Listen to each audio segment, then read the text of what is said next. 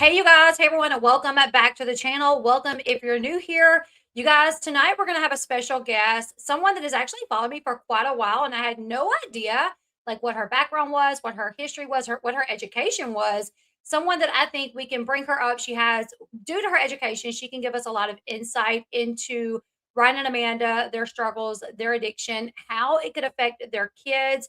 Bri, she is a family therapist specializes she's actually a marriage and family therapist. She specializes in trauma and she's a certified victims advocate. So you guys, if you follow me and you're in my chat a lot, you probably already know Bree because she's here with us all the time. But we're gonna go ahead, we're gonna bring Bree up and we're gonna get this conversation started because I think she has a lot that she can offer, a lot of insight that she can give us in regards to not only Ryan and Amanda. Actually, I was just talking to her backstage and we were talking about Kale, Kate, and Ty, and everyone. So let's go ahead and let's bring Bree up. Hi. Hey Bree, how are you? Good. How are you? I am good. Everyone in the chat, just let us know if y'all can hear us. Okay. Audio sounds good to me. I think it sounds good to Bree. We were just talking. Yep. Um, but if you guys can't hear anything, let us know. Hopefully it's fine because if it's not, I don't know what to tell you guys. All right. So Bree, go ahead and kind of introduce yourself. Give everyone like what your education is, and we could just get into it. Like especially in regards to Ryan and Amanda, that's who I wanted to focus on first. But then if we do have time, any of the teen moms, because I think you could probably give us some insight into all of them and how their childhood affects their adulthood. So go ahead and tell the people who you are. Okay. So my name's Bree. I'm a marriage and family therapist intern, and I specialize in trauma and systemic care. And so what that really means is just that I look at all the systems that people come from when I'm working with them in therapy. So if somebody comes to sit down in my office and we are just starting a therapeutic relationship, I want to know all about their family, all about their childhood, all about the systems that they come from, because my training has taught me that those really impact who somebody becomes and the way that they interact with their world. And that's especially important when working with people who have experienced trauma, because we know that trauma really gets compounded when we have things like generational trauma, family histories of trauma or dysfunction. So all of that really plays an important part. And yeah, I also have a lot of lived experience with trauma myself, without being too long winded. I come from a really traumatic biological family, lots of abuse and just not great experiences. Both of my biological parents are actually addicts. So I do understand being a child in the mix of that. And then I also was a teen mom myself, and was in foster care and was then an adoptee when I was 15. And now I am a mom of 8, and I am finishing up my internship hours to get my license, or my official license. And I work with, just like I said, a lot of clients who have trauma and all different types of trauma, including, substance use, sexual trauma, childhood trauma, adoption trauma, all of the things. So, Wow, that is such an education to have, I feel like. Especially like as a mom yourself raising your kids, knowing like how your life and your decisions could impact them. Because that was something that me and my husband talked about a few years ago. Really understanding, and probably when our parents were growing up, they didn't know this because education just was not where it is today. But we are in a place where today we can understand as adults that our decisions can not can, they impact our children. yep, Something as simple as if they go on to have many children or if they decide to have no children can literally come from their childhood and what they were put through as a child. So today, at first, we're going to focus on Ryan and Amanda. Okay, we have Ryan, who came from he was the only child. Jen yep, and Larry, they had money. They were friends with the judge. I'm sure due to having one child, spoiled him, gave him all the finer things in life. He become an addict early on. Like 18 years old, he starts dabbling. Like, first, he has a family who has probably never had to deal with it. So when they figure it out, they become what, we would call enablers, which I have empathy for any parent that deals with a child that's an addict, especially like parents that's their only child. Because, it's one thing when you have like 4 or 5 children, but when you have like one child, I feel like that child is like your baby. It's it. You're spoiling them. When you have four, it's a little bit different. You know what I mean? Does that make Yeah. sense? Yeah. So we have Ryan, who one child, and then we have Amanda, who she has siblings, but I think both of her parents were addicts. I know for sure her mom was an addict. Her sisters and Amanda have both talked about how they had difficult lives growing up. Amanda, had her son Brandon. She got married. She got a divorce. She was on Jerry Springer. She's really, her and Ryan both, their history, with arrest and drug addiction. She lost custody of her son Brandon. Her dad was raising him for many years. Her dad passed away. Actually, her dad wasn't an addict, I don't think, because her dad raised Brandon. He remarried. So it was her dad and her stepmom that raised her son. Her mom was an addict and passed away. But her life was just, she said on Teen Mom that she did drugs with her mom. Yeah, and that's not even that uncommon, unfortunately, especially when we see families where addiction is so prevalent. It's really common that even kids who start abusing substances when they're in their teenage years, their parents are sometimes their first supplier, the person who is providing them access to those things. And it's usually because that's what the parents know. And so that's why it's so important to kind of get a fuller picture of what somebody comes from, because most people don't turn to using substances just for fun. Lots of people have something that triggered that, whether it's trauma, whether it's a family history and just exposure to it. But most people don't just like go out and choose to have an issue with substance dependence. That's why, there, a lot of people, I view it as a disease. Some people do not. I think it is viewed, medically speaking, I think it is viewed as a disease. Well, yeah, But and just speaking to that really quick, there is a lot of research that shows the differences in the brain of people who develop addiction issues, is that there really are differences in people's brains who become more susceptible to that. And that doesn't necessarily mean that like people are predisposed to becoming addicted to substances, but it gives us an idea of like, hey, is it the environment they grew up in that's altering the way that their brain is able to cope with trauma, cope with issues in their life? And so they're more likely to turn to an external source of like self-medicating, for instance, because of the way that their brain was altered in childhood. okay, that makes sense. Okay. One thing that I was going to say in regards to that as well is, and to bring it back to about how parents, a lot of kids start off using drugs because their parents gave it to them. I know several people that's how it happened. One of my best friends, her mom started giving her pain pills because of her period. Like she had really bad periods, and her mom was addicted to pain pills. And she, rather than giving her a Tylenol, she would give her a hydrocodone at like 12, 13 years old, like something ridiculous. And then somebody else that I know, his mom smoked pot and started smoking pot with him. And both of those, like both grew into addiction, grew up to become addicts. And it didn't just stay with that drug. It was pain meds for my friend, into crack, alcohol. And then for the other one, it was marijuana, pain meds, and then methamphetamines. So, and it's kind of wild when you think about it.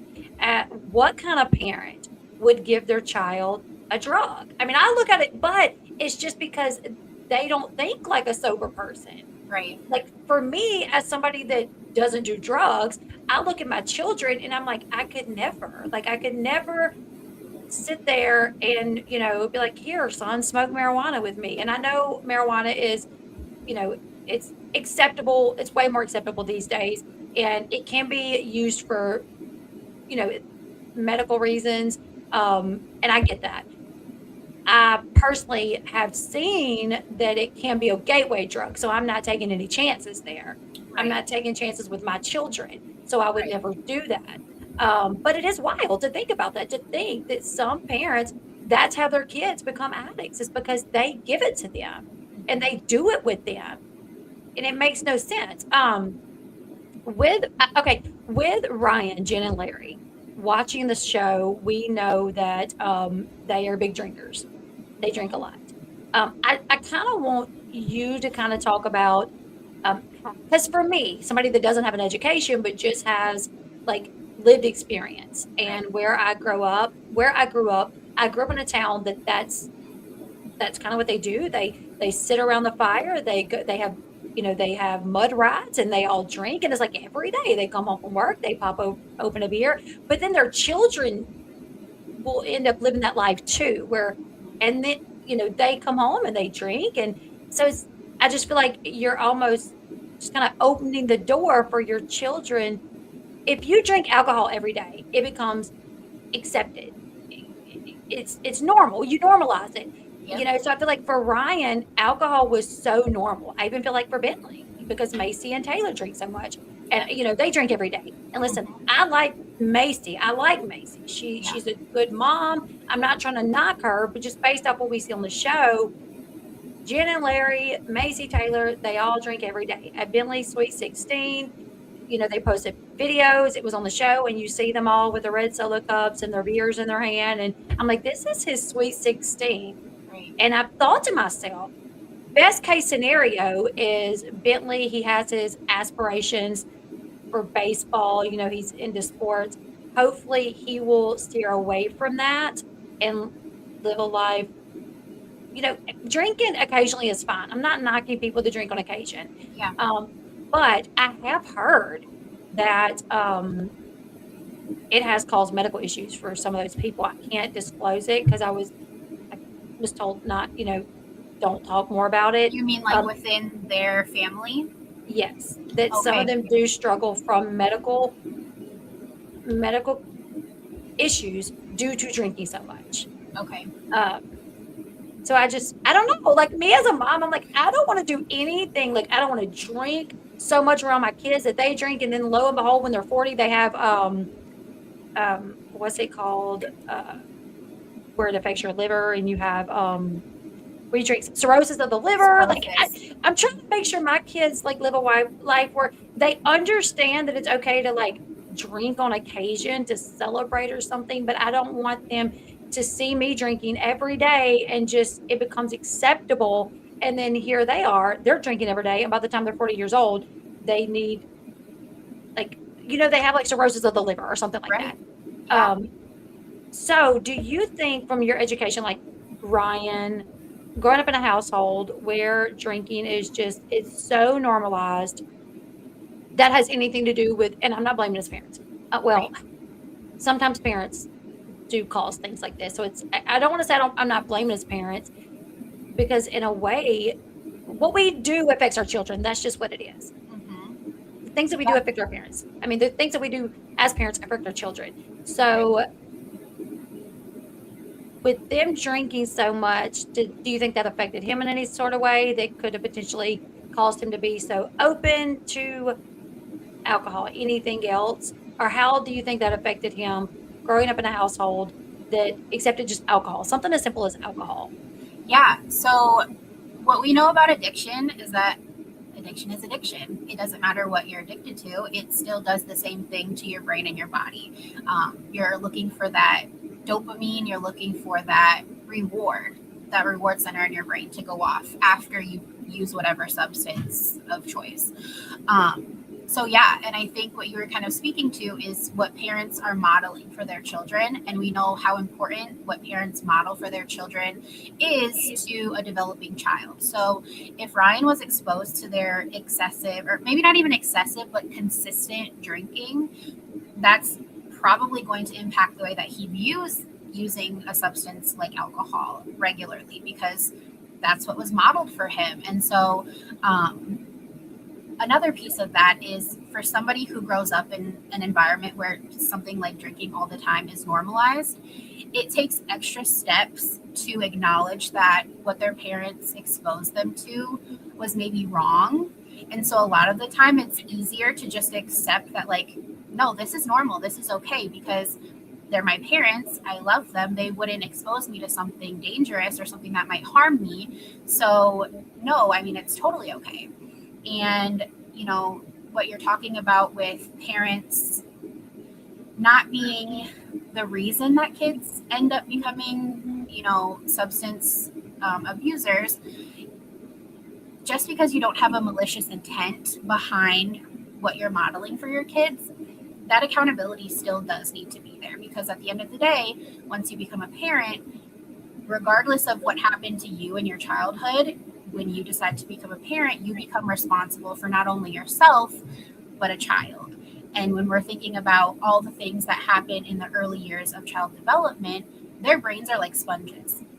They're absorbing everything in their environment. And a lot of the times people assume that because kids can't talk and they can't verbalize what they're experiencing, that they're not able to understand what's happening.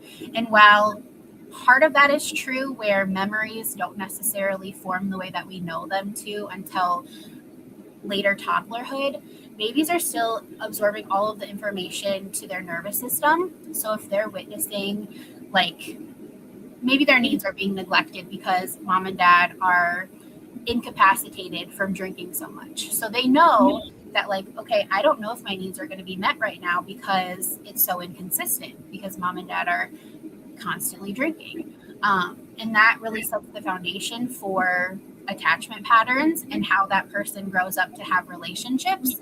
And then also how they go on to parent their own children. Because it's easier to work from the blueprint that you had, even if it was a bad one, than to have to do the work to deconstruct the bad one you had and then rebuild a new one. So short answer is yes, I do think that impacted him being more susceptible to relying on substances. That was my fear for Bentley too, with Macy and Taylor.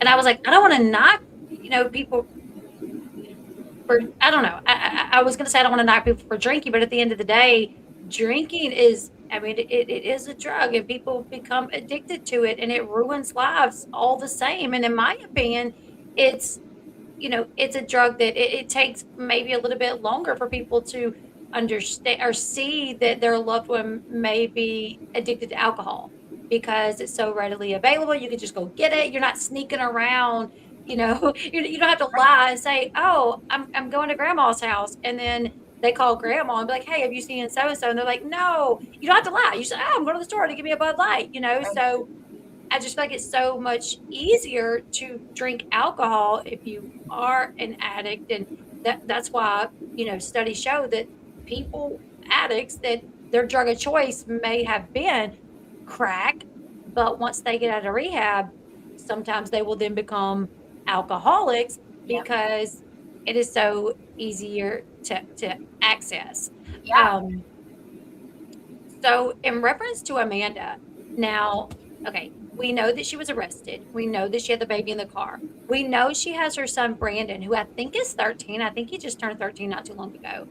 Brandon was not raised by her initially. He was raised by her dad. Her dad passed away. I think he then went to another family member. And now he goes back and forth between like Amanda, his dad, and his grandfather on his dad's side, from my understanding. I want to talk a little bit about how Amanda and Ryan, her relapsing, them having marital issues, and if what, we're hearing about the fighting in the house, how that impacts the kids. Even Presley, who is 1. She's not 13, she's 1, but it can absolutely still impact her. So can you talk a little bit about that, about how their actions right now today, someone in addiction, 2 people in addiction that are fighting, and the children, can you talk a little bit about that and how that impacts the children? Yeah. So I like how you brought up Amanda's older son, because I think this is something that doesn't get discussed a lot. But when you have a household where one or both of your parents are dysfunctional or struggle with substance use, and you're not necessarily living full time with them, but you know that you have siblings who are, the older sibling who kind of gets a break from that environment tends to struggle with a lot of guilt. And they tend to really feel like, oh, why can't I help my younger sibling? Why can't I be there to save them from this environment? Having constant worry. And I don't necessarily know the dynamic between their kids, but I also was in this role personally. And so I understand it, personally and then also clinically, because this is something that we need to be aware of when working with kids who come from this type of family dynamic, because there is a lot of that, not necessarily survivor's guilt, but kind of like, how do I save my sibling? How do I help them? And it's really a feeling of like being helpless because you're a child yourself, but you aren't being exposed to the constant fighting, constant inconsistent care, all of the things that that you've maybe witnessed when you go visit, but you have this constant weight on you knowing that there's your younger sibling that's in that constantly. So I think that's a really important piece that we need to maybe talk about more, because addiction does not just impact the people who are using. It doesn't just impact the people that live in that house. It impacts a whole community of people. And so that's a really important piece that I wanted to make sure to bring up, because I don't think people think about that. I didn't. I didn't even think about, I mean, I thought about, oh, the kids are getting affected, but I didn't think about how it would affect Brandon in the way of like he gets a break, but while he's gone, I'm sure he's concerned. Listen, he might be a kid, but I'm sure he saw the difference in his mom. If he's been there at any point in time where Ryan and Amanda were fighting, I'm sure when he leaves, he's like, oh gosh, I hope my mom will be okay. I hope Presley's going to be okay. He gets to get out of there for a while, but Presley, yeah, I didn't think of that. So that's a good point to bring up.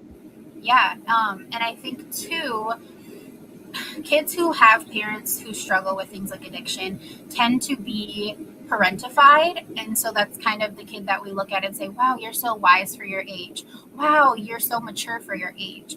And a lot of the time that's because they've experienced so much that the burden of being a little adult has been placed on their shoulders, because they're managing parents who aren't parenting or who aren't able to show up the way that a parent should for a kid. So the child kind of takes over that role and steps in and is like, how do I manage this situation to keep myself safe, but also to make sure that like my parent is safe?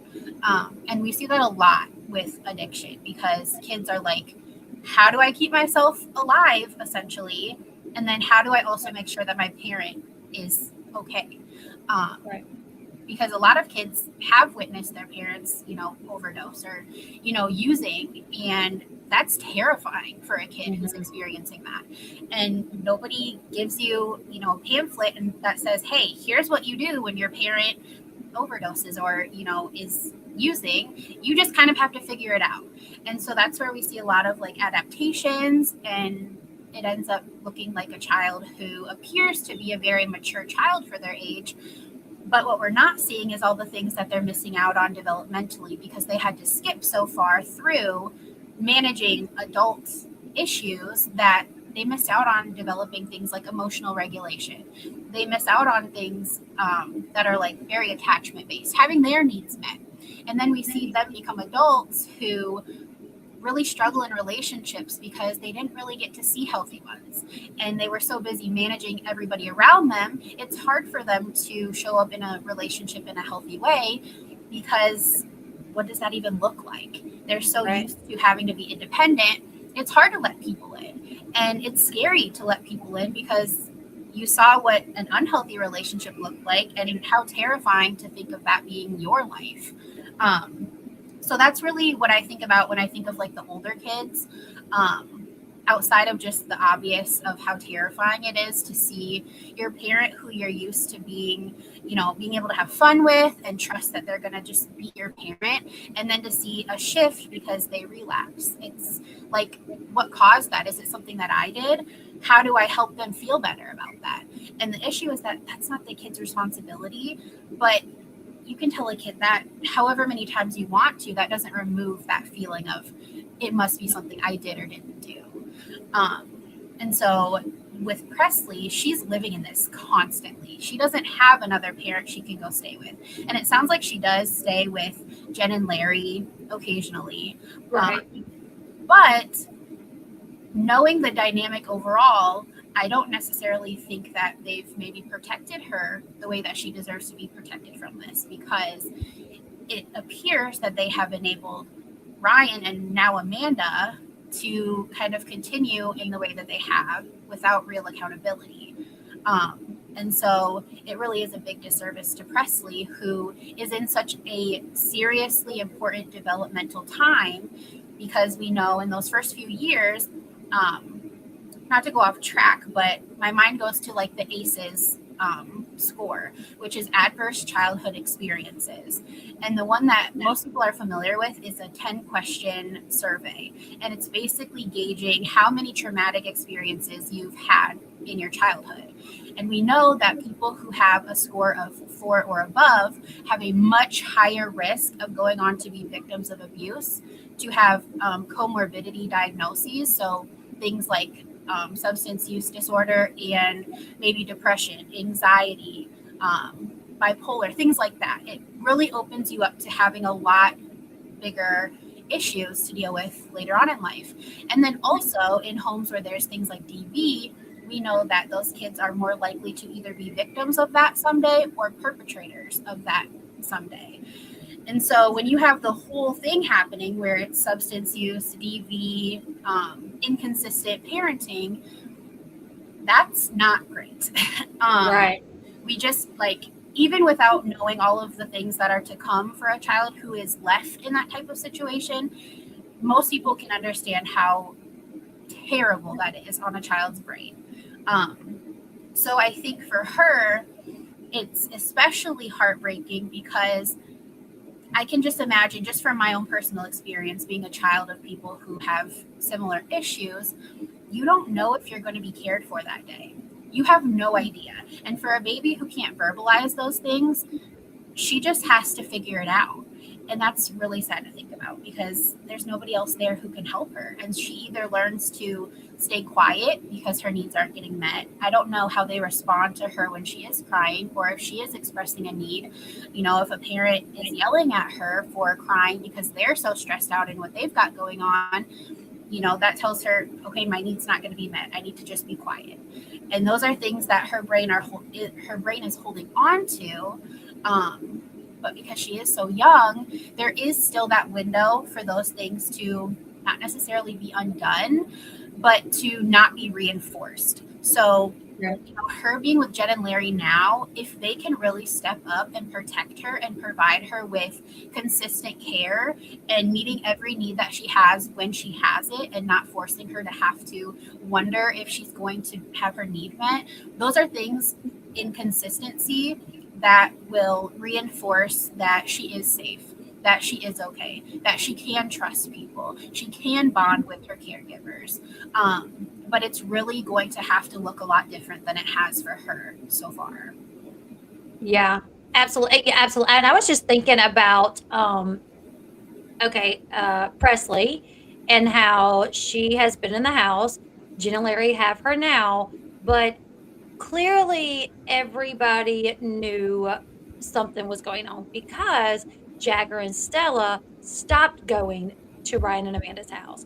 They stopped going about 2 months or so ago, and from my understanding, there was like an acknowledgement of like, okay. And I don't know, you know, more than likely Mackenzie brought it up, if I'm being honest. I don't know that for sure, you guys. Mackenzie did not tell me this. I know everybody has this idea that I'm BFFs with her, but because I know that they quit going and they started going to Jen and Larry's, I'm going to guess more than likely Mackenzie caught wind of the videos and probably sat down with Jen and was like, hey, look at this. I'm not feeling comfortable. Maybe she sat down with Ryan. I don't know. But a conversation was clearly had because the kids stopped going to Ryan and Amanda's. They only started going to Jen and Larry's. If they saw Ryan and Amanda, it was at Jen and Larry's. So they accepted, because if they would have thought Amanda and Ryan were both fine and Mackenzie was just like, if there was no idea or no, I think they would have tried to fight her on that. Like, no, there's no reason for, no, it's his kids. They're doing great. So, but they accepted, clearly everybody accepted. Ryan accepted, Amanda, they all accepted that the kids would be at Jenna Larry's in Illinois. So I'm like, but Presley still went. So Jenna Larry clearly knew something was not, and accepted that we're not going to send Jack or Stella there. But obviously they could they have stepped up and done something for Presley? I mean, that's a much harder road to go down, clearly. Right. But it's like, what do you do in that position where you're a grandparent and you see that your grandchild, the mother of your grandchild, has clearly relapsed? What do you do? Do you do nothing and just pray for the best and hope for the best? Or do you step up, have the conversation? I mean, honestly, I would step up and have the conversation. Like, Right. This is my grandchild that, and you clearly you're not well. So I just let the baby stay here with me. Like, I don't even know. But this gets brought up a lot, and I want to hear what you got to say about this. A lot of people say, well, Jen and Larry raised Ryan and look how he turned out. So they don't think that Jen and Larry should be raising any of their grandkids because they think, well, look what they did to Ryan. So what do you say to that? Like, because I feel like there is some validity to that. There is some, like the drinking and it being like, oh, that's acceptable, whatever. But I also do know, just from like my life, my siblings, like sometimes parents can be the best parents and their kids are still going to go down that road. Yeah. So is all of Jenna Larry's grandbabies like doomed because they're too much of an enabler? Like, because they raised Ryan and look how he turned out, does that mean they can't raise kids and kids end up any different, end up successful? But also, like, well, they also co-parented Bentley with Macy, and I mean, he did okay. So I don't necessarily believe that just because like one child ended up an addict, that maybe might be abusive and X, Y, and Z, that falls all on the parents, and that those parents can't raise another child that is successful, that isn't an addict and doesn't beat on people. That is just my opinion. What do you say to that? Yeah, no, I agree. And I think that you have a good idea about what we would suggest in that situation where we can't just apply a broad picture to every child that comes in contact with them, especially when we consider how long ago they were raising Ryan. Society looked a lot different. There was a lot less education about the impact that parenting has on who a child becomes. And they have a lot of eyes on them now. Like, they are in the public eye. They have a lot of people who are watching everything that they're doing. And a lot of people really, and maybe necessarily, calling all of them out for some of the things that they're maybe not doing well. And while that doesn't always feel good, sometimes it's what somebody needs to be able to go, you know what, there's a lot of people telling me that I should be doing this instead. Maybe I should look into that. And so I think that without knowing more, they can raise Presley in a way that gives her everything that she needs to be as minimally impacted by what she's experienced so far. But that would require them to take a lot of steps to ensure that she's protected. And what that would look like is things like therapy. All of them need therapy. And I know I'm biased because I am a therapist intern and I do therapy, but if you know all of the benefits to therapy, I genuinely feel like everybody needs therapy at some point, because there's just so many things that we bring into every role that we have in our lives, whether it's parenting, whether it's a relationship, whether it's even with siblings or parents. Like, we have a lot of our own stuff that we bring to everything. And sometimes we just need another person to talk that out and see if maybe there's things we could be doing better or differently, or things that we aren't even thinking about that are impacting us. And I suspect that's probably the case for Jen and Larry, especially knowing that they have done a lot of drinking. Why? Why was that normalized for them? That makes me wonder what they were raised in. Not that that's necessarily important for them to raise Presley well, but that's just where my mind goes. Because again, systems, we know how all of those things come into play all together. So assuming that Jen and Larry can kind of take on the responsibility of being Presley's main caregiver, I would hope that they'd be open to things like individual therapy, family therapy, and maybe even having like some type of boundaries with Ryan and Amanda's access to her until Ryan and Amanda have done the work that they need to do. And I do think it's really important that Presley still has access to her parents, but in a safe and healthy way, because we also have to remember that her and Amanda have spent most of Presley's life together. Like, that's been her person. And so this is also super traumatic for Presley to not be with her person. Yeah. And so we need to just be really careful about the way that we go about helping her, because obviously we want what's best, but that might not always look the way that people like, because Amanda really should have access to her. Ryan really should have access to her, but again, in a safe way. And so it's really like a team effort where Amanda and Ryan have to be able to sit with themselves and say, wow, I really screwed up. I need to get my crap together. I need to go and make sure that I am sober. And then I need to go and talk to the people who are raising my child and say, what do I need to do to be a safe person to spend time with my child? I don't think it's a good idea for them to live with her again. I think that they have a lot of work that they need to do in the meantime before they are then placed with the responsibility of taking care of another human. Because what I think would really help them is for both of them to have time to only take care of themselves. And I don't think they've done that in their relationship because, again, like I said in the video that I had made, it's not recommended to start relationships in rehab at all. And it's for this very reason, because you're at a very vulnerable point in your life. And if your goal is recovery, you can't put your full focus into your own recovery if you're sharing that focus on a relationship. And so then you have this added pressure of managing this relationship while also managing all the reasons that brought you into the rehab. It's a lot, and it can be really messy. And that's not to say that it's not possible, because I do know there are success stories of people who really do the programs and they really stay sober together. But that's the exception, not the rule. And so that's not good advice. I'm so glad you said that's the exception and not the rule, because so many times when I've said, they should have never started dating in rehab, I get comments from people saying, oh, me and my spouse met in rehab, or me and my spouse met when we were first getting sober, and we're 10 years in, we're 20 years in. And I'm like, that is great, but that is the exception. That's not the rule. Right. So why start yourself off at a disadvantage? Like, if what your focus is, you already have children, okay? She had Brandon, he had Bentley, and Jagger and Stella. So you already have your kids. So why start yourself off at a disadvantage where, oh, now I'm going to add this relationship to it?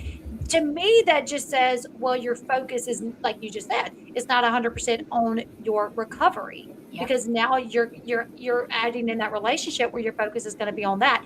And then the person that you're bringing in is in recovery as well. So it's not like you're dating someone that has never struggled with addiction, that is sober. Now you both are like having to worry about the other one relapsing, or possibly you guys both relapsing it and doing drugs together.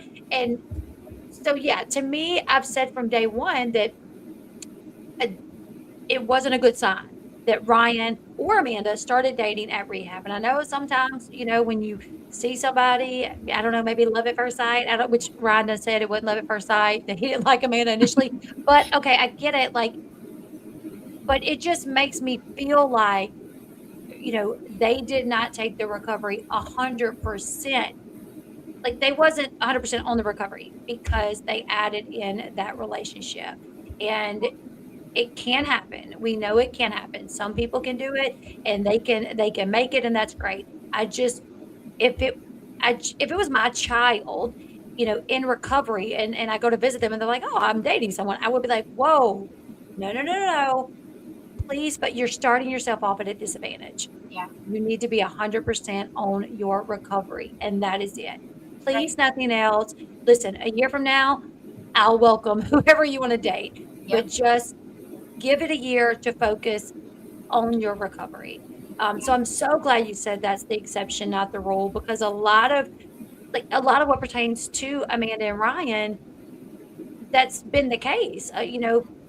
every time I say they really were hoping to be that exception, but unfortunately that doesn't apply to most people. And so it's like, are you really willing to take that bet and be part of the people who fail in that? And it seems like they took that chance, and we're seeing the outcome of that right now. Right. Exactly. Absolutely. Well, and I also want to speak too. So it's really frowned upon to start a relationship in rehab. But also, the reason why inpatient rehab is usually so intense and for a set number of days, it's usually about 30 days, sometimes longer. They really want you to not even have the responsibility of caring for anybody but yourself. So that even means children. They really want the person who has, whether it's a relapse, whether it's, you're just trying to work on your substance use disorder for the first time, whatever that looks like, they want to give you a space where your sole concern is you working through the things that led you to whatever brings you to rehab, and truly giving yourself the space to only think about yourself. Because when you're adding in all these extra pressures, your mind is being pulled in 10 different ways. And that makes you think about wanting to go relapse again, because it's usually life pressures on top of, traumatic experiences that push people to go and rely on self-medication, because it's a lot to deal with on a person. And so it's also sometimes frowned upon to have your children be a part of that initial period in rehab. I think lots of rehabs will give you like a 2-week wait before you can have visitors, things like that, because it's so important to really just take that time for yourself. And a lot of people think that it can be kind of cruel because they're like, well, kids might be their motivation. Well, that's true. We can't, for one, put that burden on a child. And for two, if the child was the motivation, why did they relapse? So that just tells me that that person just really needs to be in a space where it's all about them. And that's okay. Like, please take that time to be selfish for yourself, because the only way you can show up for your kids, for your family, for the people that love you, is to love yourself first, work through the things that are causing you to self-medicate, and really dedicate that time to working on yourself.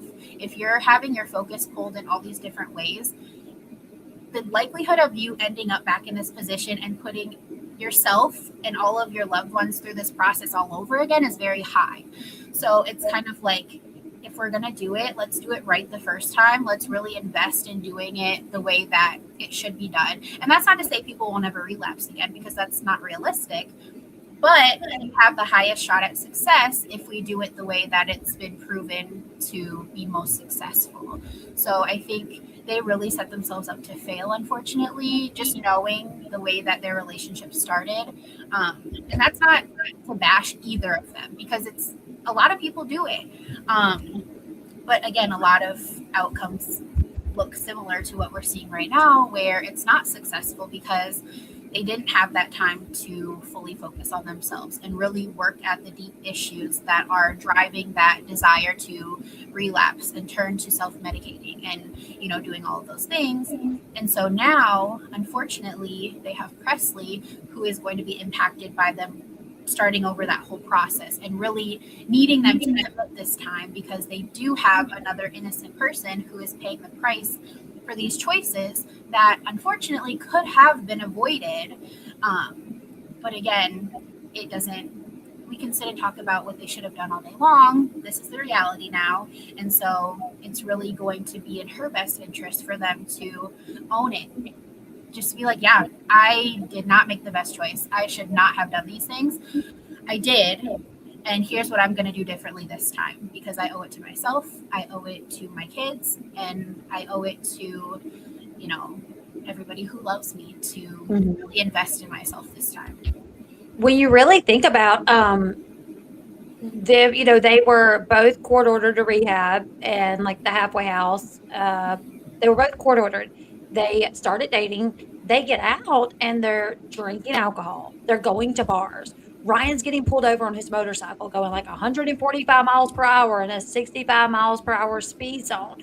So it's just like, yeah, well, and that risky behavior, honestly, when everything came out about Presley being in the vehicle with Amanda, and I know this is more recent than what you're talking about, but it was a little bit triggering for me, because I was the kid who didn't live with my biological mom full time, but I still had visits with her. And, I just remember I would know when she was not doing well because anytime we would get in a vehicle, it would be terrifying. I would literally shake because she just had um, she couldn't process the fact that what she was doing was so risky, like speeding, going insane miles per hour over like train tracks. So we'd be like flying in the air, going over train tracks because she just wasn't there. She was in And this another is what world. you remember. Like, how old were you? Like, what would you say the youngest you were when you remember your mom driving this way and you being scared?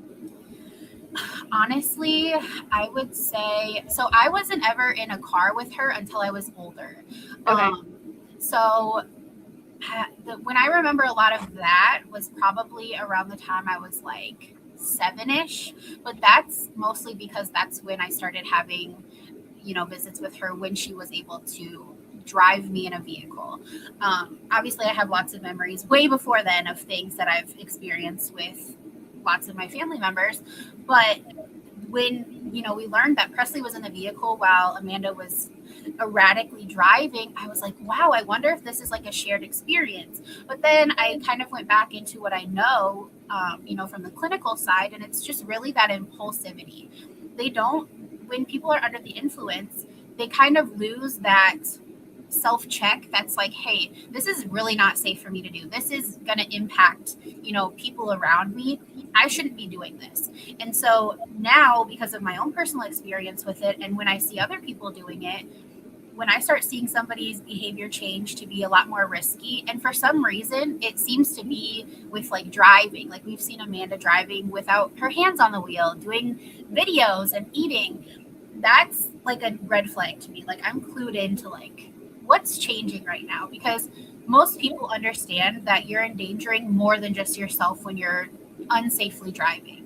And then to know that she also had her child in the vehicle and was not driving safely, that has to bypass a lot of self checks in your brain that you go through to say, you know what, I'm still going to make this choice anyway, which again can be due to using substances and being under the influence, which it sounds like she was. So that makes sense to me.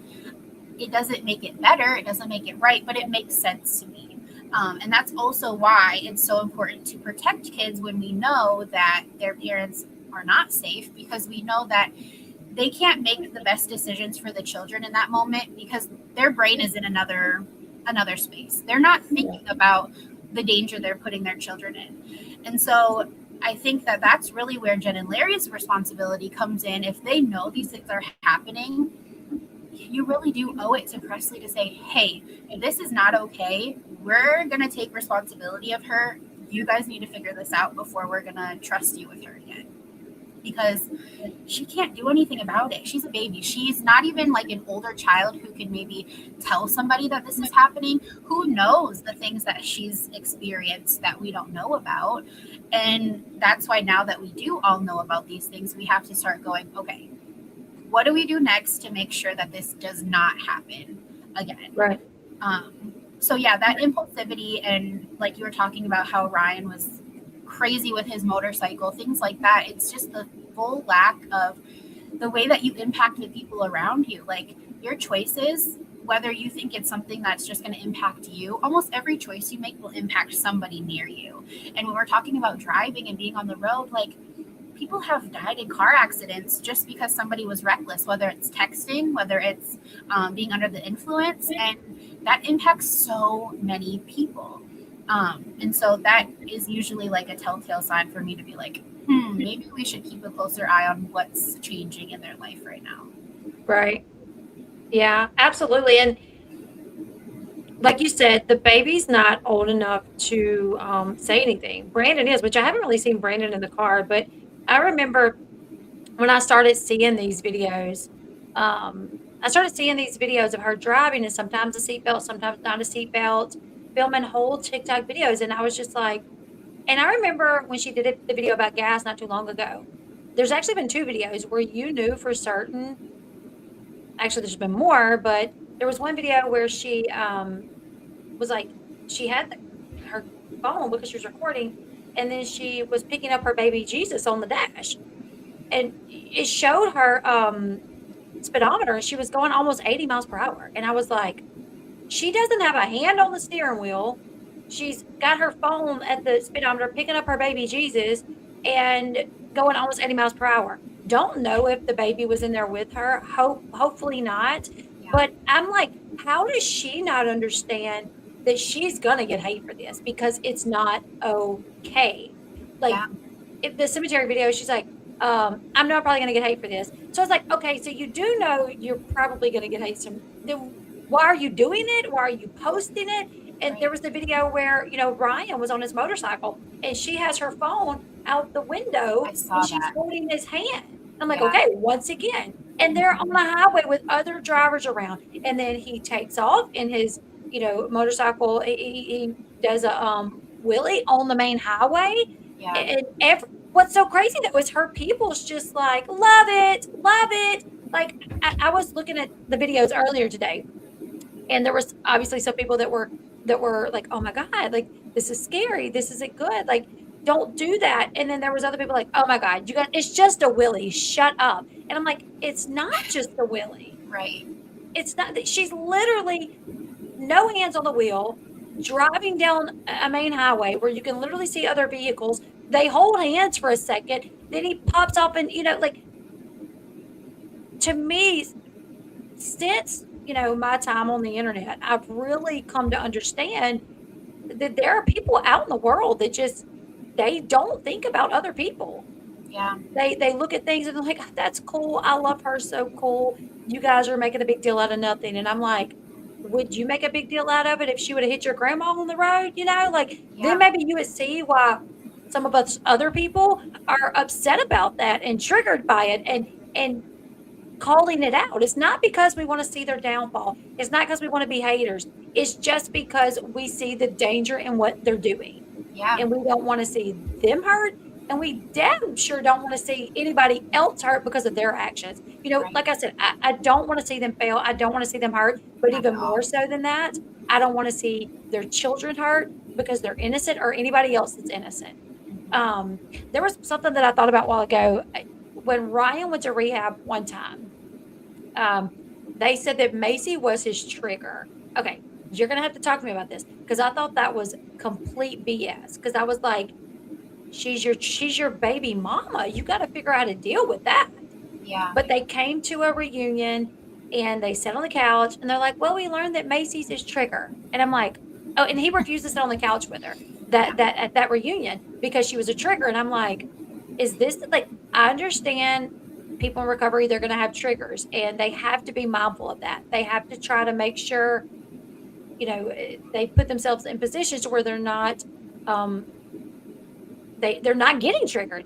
But at the same, like your baby mama's your trigger. How is Macy his like from what I know, like my best friend who's an addict, her triggers are coming back to her hometown because Yeah. that's where she did her drugs. Yeah. I just talked to someone yesterday on the phone and they don't live here anymore.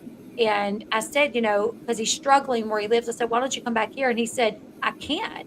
He said, if I come back down there, I'll start doing crack again. I know it. I know too many people that have it. He said, I don't know where to get it up here, but he's still struggling up there with like relationship issues. Yeah. So, that was like, okay. So that was my understanding of like triggers, like coming back to your hometown where you ride the streets where you used to ride, where, you were high, or you ride by the house that was your dealer, like your baby mama is a trigger. I want to hear your thoughts on that. Cause I thought it was BS. So Yeah. tell me. Yeah. So, I mean, kind of like what you're speaking to with how environments can be triggering for people who struggle with substance use. People can, in a sense, also contribute to feeling triggered. It gets kind of tricky because, when people go to rehab, it is really encouraged that they kind of give themselves a new friend group, give themselves a new environment. So we know that that familiarity can be a trigger for people. However, when we're talking about triggers, the person who has those triggers is responsible for managing how that impacts them. Like, we can't remove every single trigger from the world, unfortunately.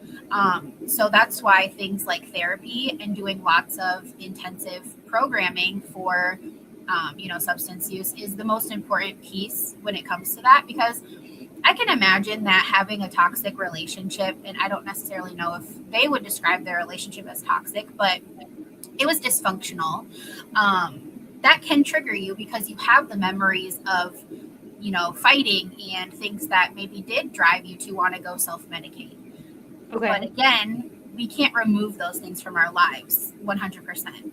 So again, it's managing that. How do you maybe limit the interactions you're having with a person who triggers you if it's somebody that you can't completely cut off from your life? And also sometimes if it's somebody like Macy, who I feel like would have been open to it, participating in that recovery process, maybe doing some joint therapy and processing, is there something she's doing that she could stop doing that doesn't necessarily trigger him as much? Maybe it's, I don't know, a specific thing she brings up to him that he gets triggered by, or, having conversations around it.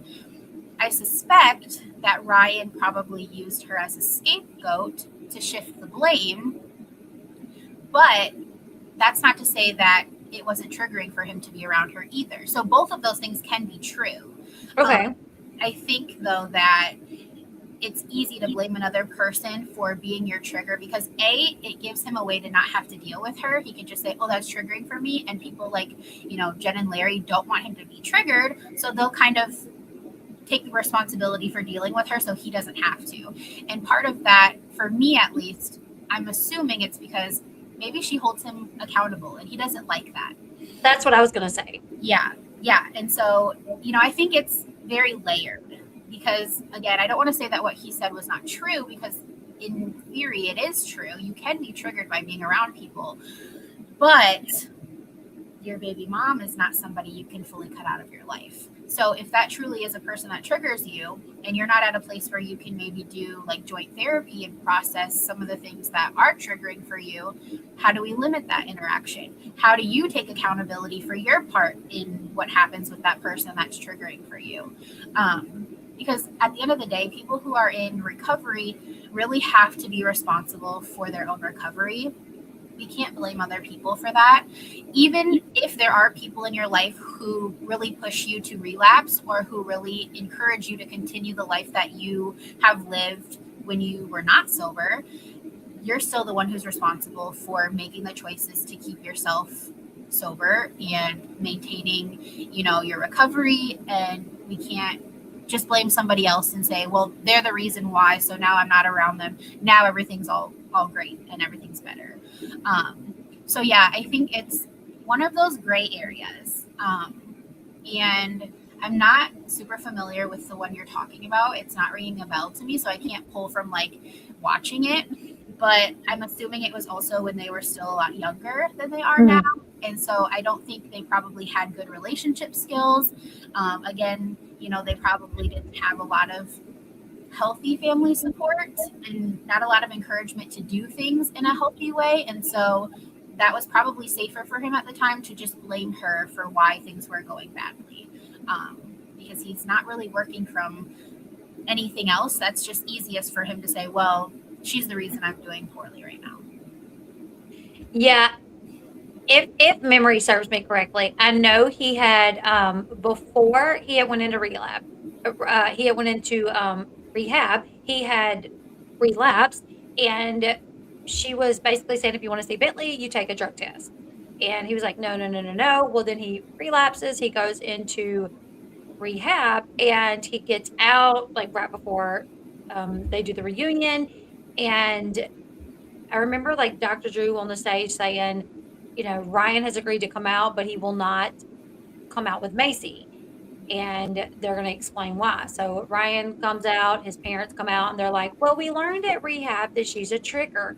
And I remember being like, what? I'm like, wait, why is she a trigger? All she ever did was try to hold you accountable and take care of her son. Like, if she's triggering you and making you want to use because she's literally saying, you're not going to see our son until you pass a drug test, like, well, right. You have to be an adult at some point. And if Jen and Larry are the ones who are perpetuating that narrative that, oh, well, rehab said that she's the trigger, that's further enabling him. And Macy is doing something that's the opposite of what he's used to. He wants everybody in his corner to say, oh, it's okay. Like, you're the victim. She's the problem. It's okay. And that's why we're in the position we are now, seeing what that's turned into. And honestly, I don't even blame Ryan for that. I mean, yes, he needs to take responsibility. He's an adult. He's a parent. He needs to be responsible for, his own sobriety, his recovery. But, thinking back to when they were like teen parents or a lot younger parents, like, his parents were really setting him up to fail. Like, they were parents themselves. I would hope that they understood how stressful it is, and then to add the whole, teen pregnancy, teen parenting aspect to it, and then addiction. They probably didn't know better. Like a lot of parents who end up with children who have substance use issues, they have no idea how to deal with that. But we saw how it was not helping him. He was not getting better. He was blaming other people. He was relying on their enabling to keep him going.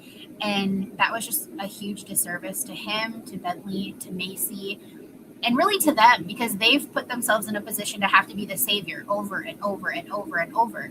And that's exhausting. Like, I can just imagine how exhausting it is to know that, like, you're having to save your child over and over, even as an adult, and you don't know how to fix that, but it's just what you're familiar with. And so that's what you keep doing, because it's better to know that your child is at least alive and not be worrying about what are they doing, where are they at. At least they're okay, where they are. And so it's really complex to deal with addiction in families, because again, so many people are impacted. Everybody has a role. And again, going back to the systemic training I have, everybody has a role in the way a system works, whether it's a dysfunctional system, whether it's a healthy system. Typically, when people come to therapy, it's a dysfunctional system, but it's familiar. And so that system builds that familiarity into a homeostasis, which is just like that balance, the thing that it's learned to function around. And if somebody comes in and shakes that up, and in this case, it would have been Macy, who is holding him accountable, making him be responsible, everybody's going to try to make her the bad guy because they want to get back to what's familiar, what's comfortable, that homeostasis. And so that's why we see people in these types of dynamics be ousted a little bit, where they're like, you can't be around us. Like, we don't like you. You're the problem. And try to paint that person as the reason why somebody is struggling, because they're really just coming in and shaking things up. They're trying to cause change.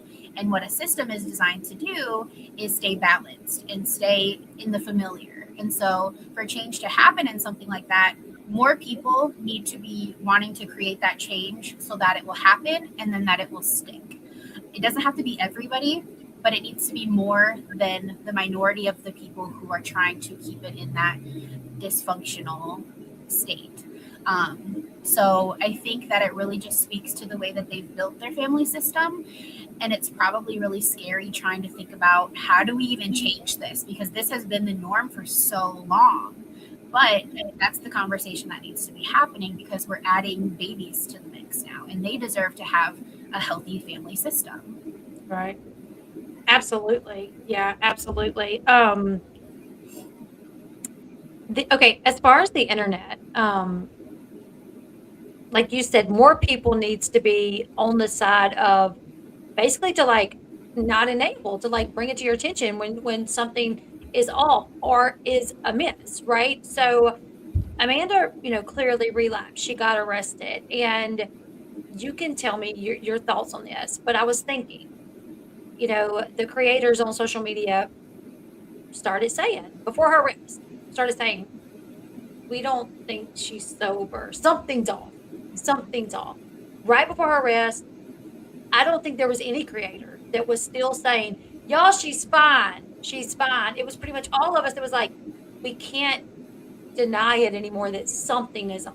We might not can say for sure that she relapsed. And then if you go to Amanda's comments, like, there was comments, people like, oh my goodness, you're high as a kite, high. But then you also had those comments from her supporters that was like, oh my God, leave her alone. You guys are haters. She's fine. This is how she always acts. It's her ADHD. Leave her alone. Leave her alone. So I was thinking the other day, had no creators came in and we all just sang her praises. Oh, it's so funny that she drove to the cemetery. It's so funny that she can eat a pizza with, dipping it in marinara while driving down if we all just because Amanda is a likable person. Yeah. People like her. She's a likable person, okay? So if us creators would have never said anything and the arrest would have happened, I think it could have been possible that she might would have got on the internet and said, well, you guys know I drank. I was under the influence of alcohol, and maybe not admitted that it was something worse.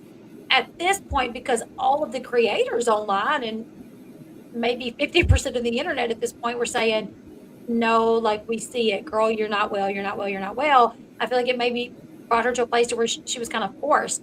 I mean, like Ray Clark, who was friends with her, was like, no, like this is not who she is, you guys. I don't care what y'all say. This is not who she is. She's clearly relapsed. You have me, this like, guys, listen, I've heard they've relapsed. She's lost her job. Brian's lost his job. You have, so I really feel like if Ray would have never said anything, if I would have never said anything, if we just would have made light of these videos of her doing all the things that we were calling out or speaking all saying it wasn't okay, I really feel like she could have potentially come to the internet and act like, oh, no, the DUI was actually because I was drinking. So I feel like it's a possibility that the internet finally speaking up and all the creators finally saying she's lost her job. She's not well. Look at how she acts. She's acting. I really feel like it kind of put her in a position to where she could not come back to the internet. And I mean, I guess she could have.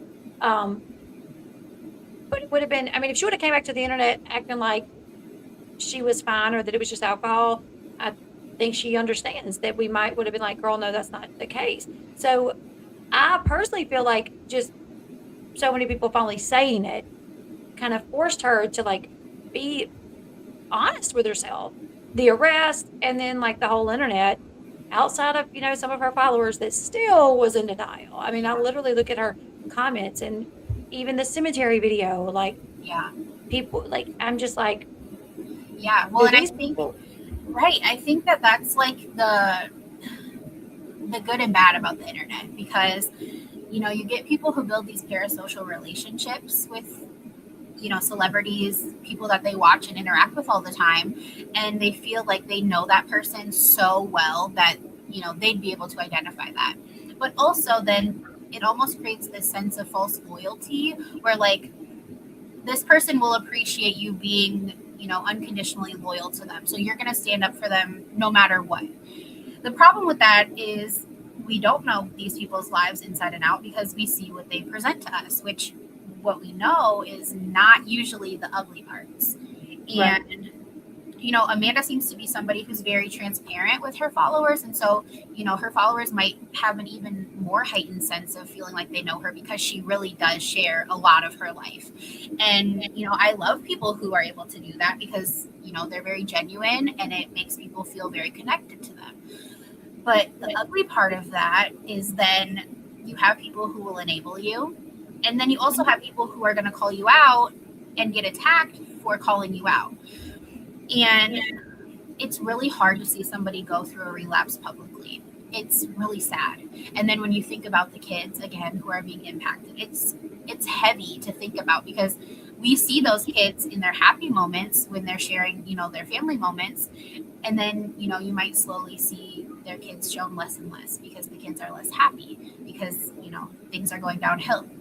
And, I don't necessarily know if she would have owned up to the relapse like she did if people weren't calling her out. It's very possible that she wouldn't. I hate that she felt like she had to own it to the entire world, essentially, because, I can just imagine how sensitive of a time that would be and I don't want to attribute any feelings to her, but, maybe embarrassed, maybe ashamed, maybe guilty. In the video she had posted about owning up to the relapse, she talked about how she filmed it so many times. Like she was clearly struggling with owning up to that. And I do applaud her for being able to do that because of how much she has shared. there are a lot of people invested in her life and in how she's doing. And so I can imagine a lot of those same people are going to be really invested in seeing that she gets healthy. So I think that is a good part of it. But again, like having so many eyes on you, people are going to notice when those things change. And, you know, people like you who have personal experience with addiction around you, you're going to pick up on those things a lot quicker because you're going to say, I noticed that. That's suspicious. Like, what's actually going on? And so I think that, like I said, it's good and bad. Um, and she has been somebody who put herself in the public eye, and so you know that comes with it. People are going to have their eyes on you. People are going to call out things that they see, and maybe it is from something like a relapse, or maybe you're just going through a really hard time. But because you've shared so much, people are probably going to second guess that. And I think in her case, I hope in her case that that means that she has more people encouraging her and more people who she can feel proud to come back and report to and say, hey, I'm 10 days sober. Hey, I'm 2 weeks sober. And so I hope that with the fan base she's built online, that she is able to kind of get over the fact that people called her out, because I know that that does not feel good. It doesn't feel good. But I hope that those same people are able to say, hey, we're so proud of you. You made it one more day. You got to the next day. Hey, look, if you stay sober for 30 more days, you get to go see Presley again. Like helping encourage her through that process. Because I think that so many people pretending like there's no possible way she would relapse is what caused her to hide it. We know that people who start relapsing tend to isolate. They try to hide those parts of them because they're afraid of disappointing people, feeling embarrassed, feeling ashamed. And if you have people who are seemingly putting so much into you and, you know, telling other people that there's no way you would ever do this, but you've already done it, that puts an even bigger pressure on you to be the person that you portray to all these people. Mm-hmm. So I think, again, it goes back to that double-edged sword of the internet where it can be really awesome for a lot of things, but it can also be really hard for others. And so, you know, your rise might be really fast and really awesome and feel great, but your fall is going to be just as painful. And so I really hope that with, you know, all the people who have had eyes on her throughout this whole thing lately, they're going to be able to say, hey, like, you're doing great. You're doing awesome. Thank you for owning this. Here's what you should be focusing on now. And being able to say, hey, like, you seem a little off today. Are you okay? And, you know, just feeling like she has people who are looking out for her best interest. Because, you know, when you were talking about Mackenzie's kids not going over there, that makes me wonder whose choice that was. Were Mackenzie's kids noticing things and starting to point it out? And Ryan and Amanda are like, hey, we don't want people to find out about what's happening in our home, so we don't want them here? Or was it had nothing to do with that, and, you know, maybe Mackenzie had her suspicions but just wanted to preemptively protect her kids? I don't know. Obviously, I'm not a part of that. But, you know, when we see people start to isolate and have these big behavioral changes, that's a really big red flag for things changing quickly and in not a good direction. Right. Mackenzie's kids quit going over there, and then we saw that Brandon wasn't going. You know, Amanda, you know, post a lot of content. And when she first got custody back of Brandon, you would see him in her content a lot. And then the past like 2 months, month and a half, I think he was in like 2 or 3 videos. So I saw people asking, where's Brandon? Do you still have Brandon? What's up with Brandon? Because he wasn't in her content as much. And I'm also glad that you brought up I don't know, I don't remember exactly how you said it, but a lot of people were saying, you know, when people would say, oh, clearly she's relapsed, people were saying, there's no way she would relapse. She's worked so hard. She's got custody back of her son. You guys are crazy. There's no way that she relapsed. And I'm thinking that whoever this is clearly doesn't know about addiction, because everybody that I know that become addicts had something to lose, had, you know, had things going for them, or some had you know, my best friend, she was younger, but she had her whole life ahead of her. She had a good life. She had things going. She had a car and family and friends, and she lost it all. And the adults that I know, they had families, wives, children, nice vehicles, nice houses, and they lost it. And, you know, they would get sober and they would get all these things back. only unfortunately to lose it again. So Right. just because you've gotten sober and you've gotten custody back of your kids doesn't mean that it can't happen. And I Right. think those comments, like you said, makes her feel even more like, oh crap, like because she knows Yep. reading those comments that she's relapsed, that she's Mhm. back doing it, but people are literally being like, she would never because of her son. And Right. she's sitting here like, but I did. And Right. people's going to think that I don't care about my son now because I relapsed, because Right. that's what those people are saying. Right. And that also kind of primes her brain for the response she would get if she were to say, hey, I had a slip up. Here's what I'm doing to know, get better. But if she's seeing that people are fully expecting her to never relapse, she's probably thinking, if I say this, these people aren't going to follow me anymore. These people are going to judge me. These people are going to say all these things about me.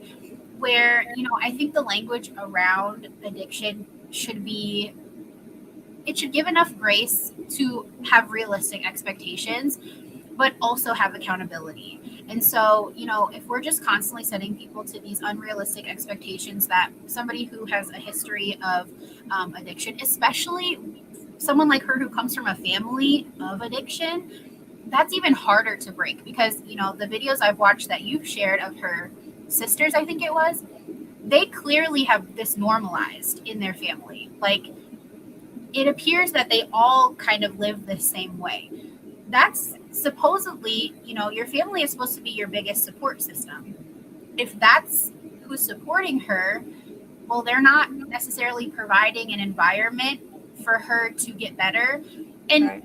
and this is me speculating at this point just because of my own experience with it, but people who are still living that way for themselves are probably going to not have nice words for you when you are getting better, whether it's out of jealousy, whether it's because they just can't get themselves out of that themselves right now, but they see you doing better. And, are they going to treat you differently? Are they going to not necessarily bully you, but, like, oh, well, you think you're better than us because you went and got sober, things like that.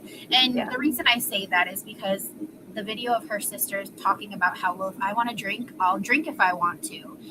That attitude is what normalizes, trading one addiction for another is what Right. we call it, like we see people who will get sober, get out of rehab, and they turn to, sometimes it's not even necessarily bad things, but it's, things like vaping, even smoking cigarettes, even if somebody never did it before, but it's picking up a replacement habit because they're so used to having something that they put their focus into and, using something, they'll replace it with that. And so, like you said, people often become alcoholics after that because it's a normalized substance that people have easy access to. It's not criminalized for the most part. You can go and get drunk and you're not going to have many repercussions outside of, your health and maybe, socially if you act a certain way when you are drunk, but you're not going to be arrested for having alcohol. You're not going to be necessarily arrested for being drunk unless it's, you're belligerent in public or you're driving under the influence. Whereas with other substances, you can go to jail for just having it on you, Right. that difference also plays a part. And I think that's really just a social thing. Like our society has normalized drinking so much that it's like, okay, well, here's the trade-off. Like I'm not doing all of these substances I was before that got me in jail and got me into all these positions. So I'm gonna drink now. And that's not to say that nobody should drink. Nobody should have, the option to drink or even, where THC is legalized. But, where do we draw the line on that, especially when it comes to recovery? There are people who are in recovery who are able to, moderately drink or, turn to vaping or whatever to replace their DOC. But again, the exception, not the rule. If we're Right. just trading one thing for another, did we actually solve the issue or are we just kind of putting a band aid over it? Absolutely. And I think a lot of times, like I know, like for Amanda Ryan, when us creators are making a video and talking about it, and we're saying like, like they're drinking, they're recovering addicts that they shouldn't be drinking. then you have 50 people that are in recovery that's like, I can have a glass of wine. You're judging them too harsh because I can have a glass of wine. And I'm like, yeah, but I don't know your story. And maybe you can. Right. Maybe you can have a glass of wine.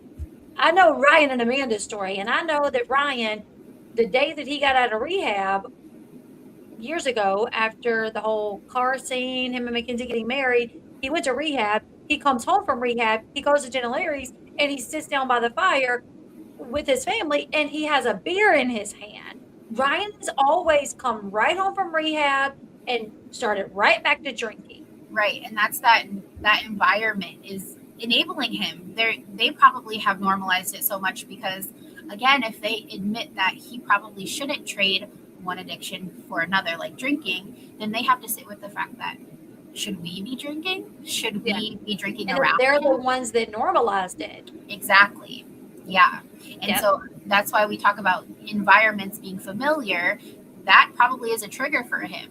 But is it easier for him to blame somebody like Macy instead of his parents and their home environment that he was raised in? That takes a lot more deconstruction, and that takes a lot more emotional labor to sit with the fact that you maybe were raised in an environment that wasn't the best for you. And I think that's hard for people to sit with because that doesn't mean you have to hate your parents. That doesn't mean that you can't love your parents or that your parents didn't love you. But you have to sit with the fact that better options were available. There were different choices that could have been made. And that's okay that they weren't, but how do we deal with the result of that now? And continuing to provide him with alcohol when we're trying to get him sober. Again, are you even taking his sobriety seriously, or are we just going through the motions at this point? Because I'm thinking, as much as he has been to rehab and all of that, surely someone has said some along the lines, because I know his parents have gone for like family day and they've done counseling with him, and even Jen and Macy did Al-Anon together. So I'm like, surely somewhere along the way, they have been told he needs to abstain from everything, at least for a while. God, if he's going to drink, maybe a year down the road when he's been sober and it be on occasion, but not. And that brings me back to like when we do videos and we're talking about them drinking, especially the Lash video. Amanda with the Lash video. You know what I'm talking about? I think so. That she posted on TikTok? Yeah, where it was one of the first times that I came out to say, "Oh, something's amiss." Okay. Yep. And it was where Presley's birthday, the day of Presley's birthday, and she's showing the lashes, but she has a filter on for lashes. And she said, "I had 2 bottles of wine yesterday and woke up, didn't feel that great, so I had another glass of wine.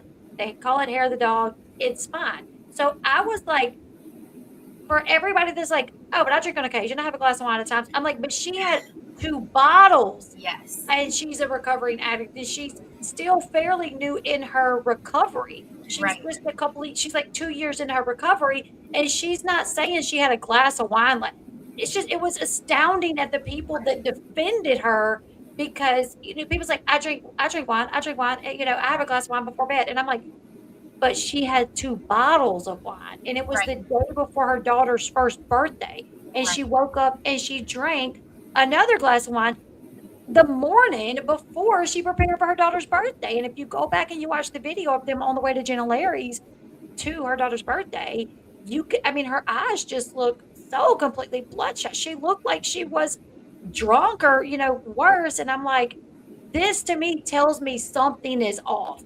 And I'm not, for all the people in the comments, it's like, "Oh, well, I'm in recovery and I drink on occasion." Okay, that's you. But if you drink 2 bottles of wine by yourself and you have to get up and drink another glass of wine by like 9:00 in the morning, then maybe you need to go to a meeting or have a conversation with yourself about where you're at in your sobriety, because maybe that's what I was going to say too, is that when we see people who are constantly defending a behavior by comparing it to their situation, to me, that makes me wonder, are you not okay with the choice you're making around that topic? Like, if we're talking about drinking wine, she's talking about an extreme use of alcohol. Why does it matter that you drink 1 or 2 glasses and you're in recovery? This is not the same situation. Is it because this is triggering something in you because maybe you feel like you shouldn't be? Is that just because, you're trying to project an insecurity that you have? And that's probably not the case for everybody. But again, trying to enable that behavior again, like she probably reads those and is like, okay, well, they're able to handle it in their recovery, so I probably can too. But not everybody's case is the same. And we're looking at the context of what she shared around this excessive use, and it's just inappropriate because, to the person who's saying that they can drink one glass of wine and they're in recovery, are you doing it right before your daughter's first birthday? Are you doing it when you're supposed to be responsible and be a parent and be sober? I would assume not, especially if you're defending the fact that you're able to manage it appropriately. So again, it's not relevant to this conversation because this is an excessive use at an inappropriate time. And so I think that people like to have a little bit of cognitive dissonance around it because it's like separating the reality of what we're looking at and trying to apply their own perspective to something where it just doesn't fit. It's not there. Right. And so, yeah, I think that is not helpful to somebody who is, publicly sharing something that for me, most people would be like, that's a little bit concerning because even people who aren't in recovery are not necessarily drinking 2 bottles of wine and then doing it, before your daughter's first birthday. Mm-hmm. I don't know many people who would say that they would also make that choice, recovery or not. Right. But unfortunately, there were several people, it was a lot of people actually that said, oh, you guys are being ridiculous. Like I drink wine all the time. And I'm like, okay, but drinking a glass of wine here and there is much different than 2 bottles by yourself the night before your daughter's first birthday and then having to do it the next day. I want to go to Amanda's page real quick, go to her TikTok, and I want to watch the video where she admits that she relapsed. And then she just uploaded another video right before the live started where she's gone to her probation officer and she has been put on what sounds like drug court to me, where her probation officer told her every day you'll have to call in if they tell you your number or color. I don't remember which one she said. You have to come in and you have to drug test. So we know she has an ankle monitor. We know she can't watch her baby. She can't be around her baby. But I want to watch the video where she admits the issue, and we'll watch the second video. Okay. Because I want to get your opinion on her saying she's going to share this publicly and what your thoughts are on this. Okay, this is seriously like the 15th time that I have recorded and deleted this video. But like there's no other way. I'm just going to have to say it, own up to it, and just post it. I relapsed. I fucked up and I relapsed. After 3 years of me busting my ass and getting my life together, I relapsed. I think I got too comfortable, let my guard down, and it happened.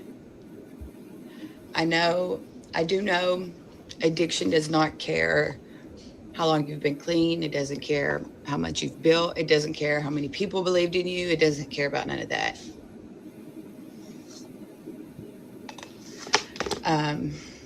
I do want to start off by apologizing to my followers and my supporters because I know y'all believed in me. Y'all ride so hard for me, and I appreciate the fuck out of that. And I've let y'all down. I've let my family down. It just saying that out loud, just letting it be known, like I relapsed. It's just so uncomfortable. It's shameful, disappointed. I feel guilty. I'm scared.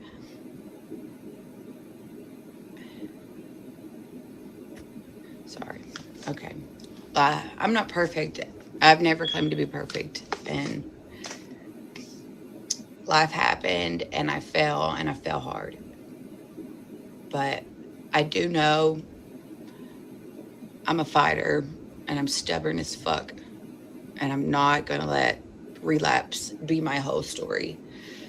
I'm going to bring y'all along on my journey to recovery.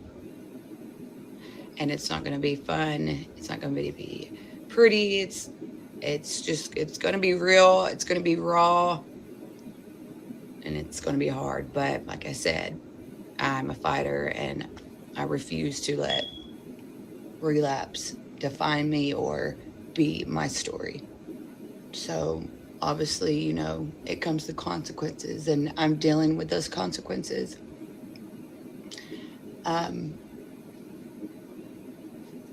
It sucks, and I owe my supporters a big apology.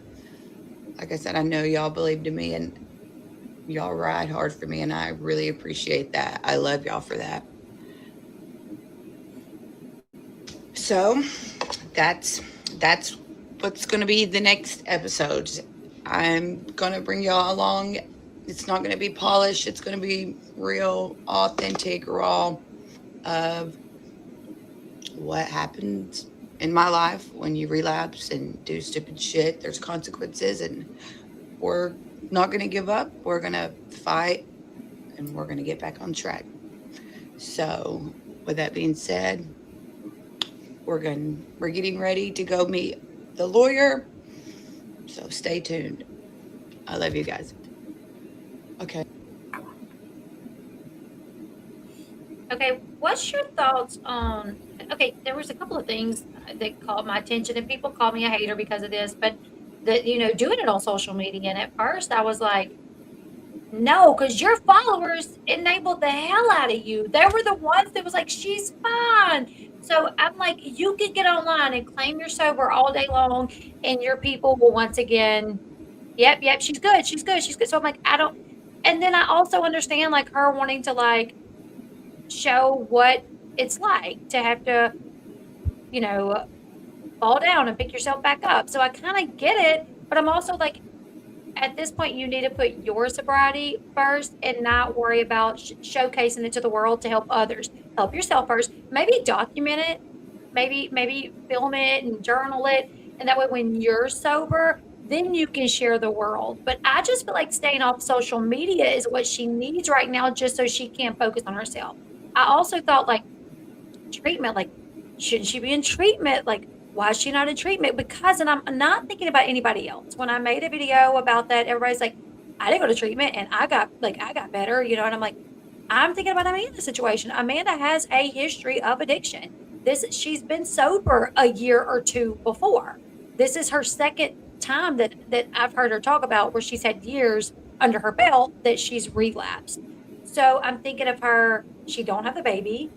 Ryan works nights, and when he's not working, he may be at Jenna Larry's seeing the baby. She's going to be sitting in that house by herself. And I just feel like she needs like 24/7 accountability and care almost to make sure that she, and Nat said, however, social media may keep her accountable, but and I can see that in a sense, but so many of her people are in denial about it. So I feel like if her people were really like, okay, you know what, Amanda, we got you. If we see something, we're going to say it. If we feel like you're not doing well, we're going to let you know. Rather than, because even when it was like undeniable, even when all of the creators was like, okay, we can't deny this anymore, still like probably 60-70% of her following were still like, you guys are just haters. You guys are just haters. So I'm just like, I don't know what best case scenario is for her, but I just want whatever that is, but I don't know what that is. Right. And I think it is individual, like case by case. It really depends on what's best for the person, because the positive of her having a history of sobriety and relapse is that she does already have tools that she can use. She's not starting from scratch. She knows what it takes to get sober. She knows what it feels like to withdraw and get sober. So that's actually to her benefit that she has those tools already. So I don't necessarily think that she needs as intensive of like an inpatient, for instance, because she does already have those tools.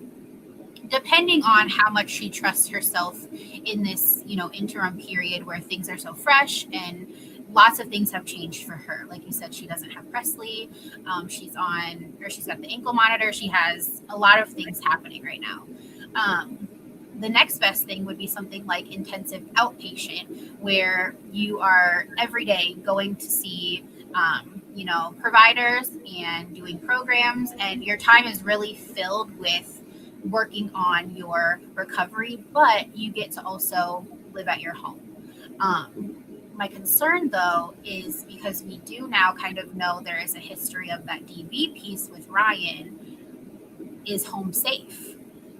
Is that going to be something that makes it harder for her to live at home and focus on her recovery? Because again, we're still splitting that focus on the relationship and on herself.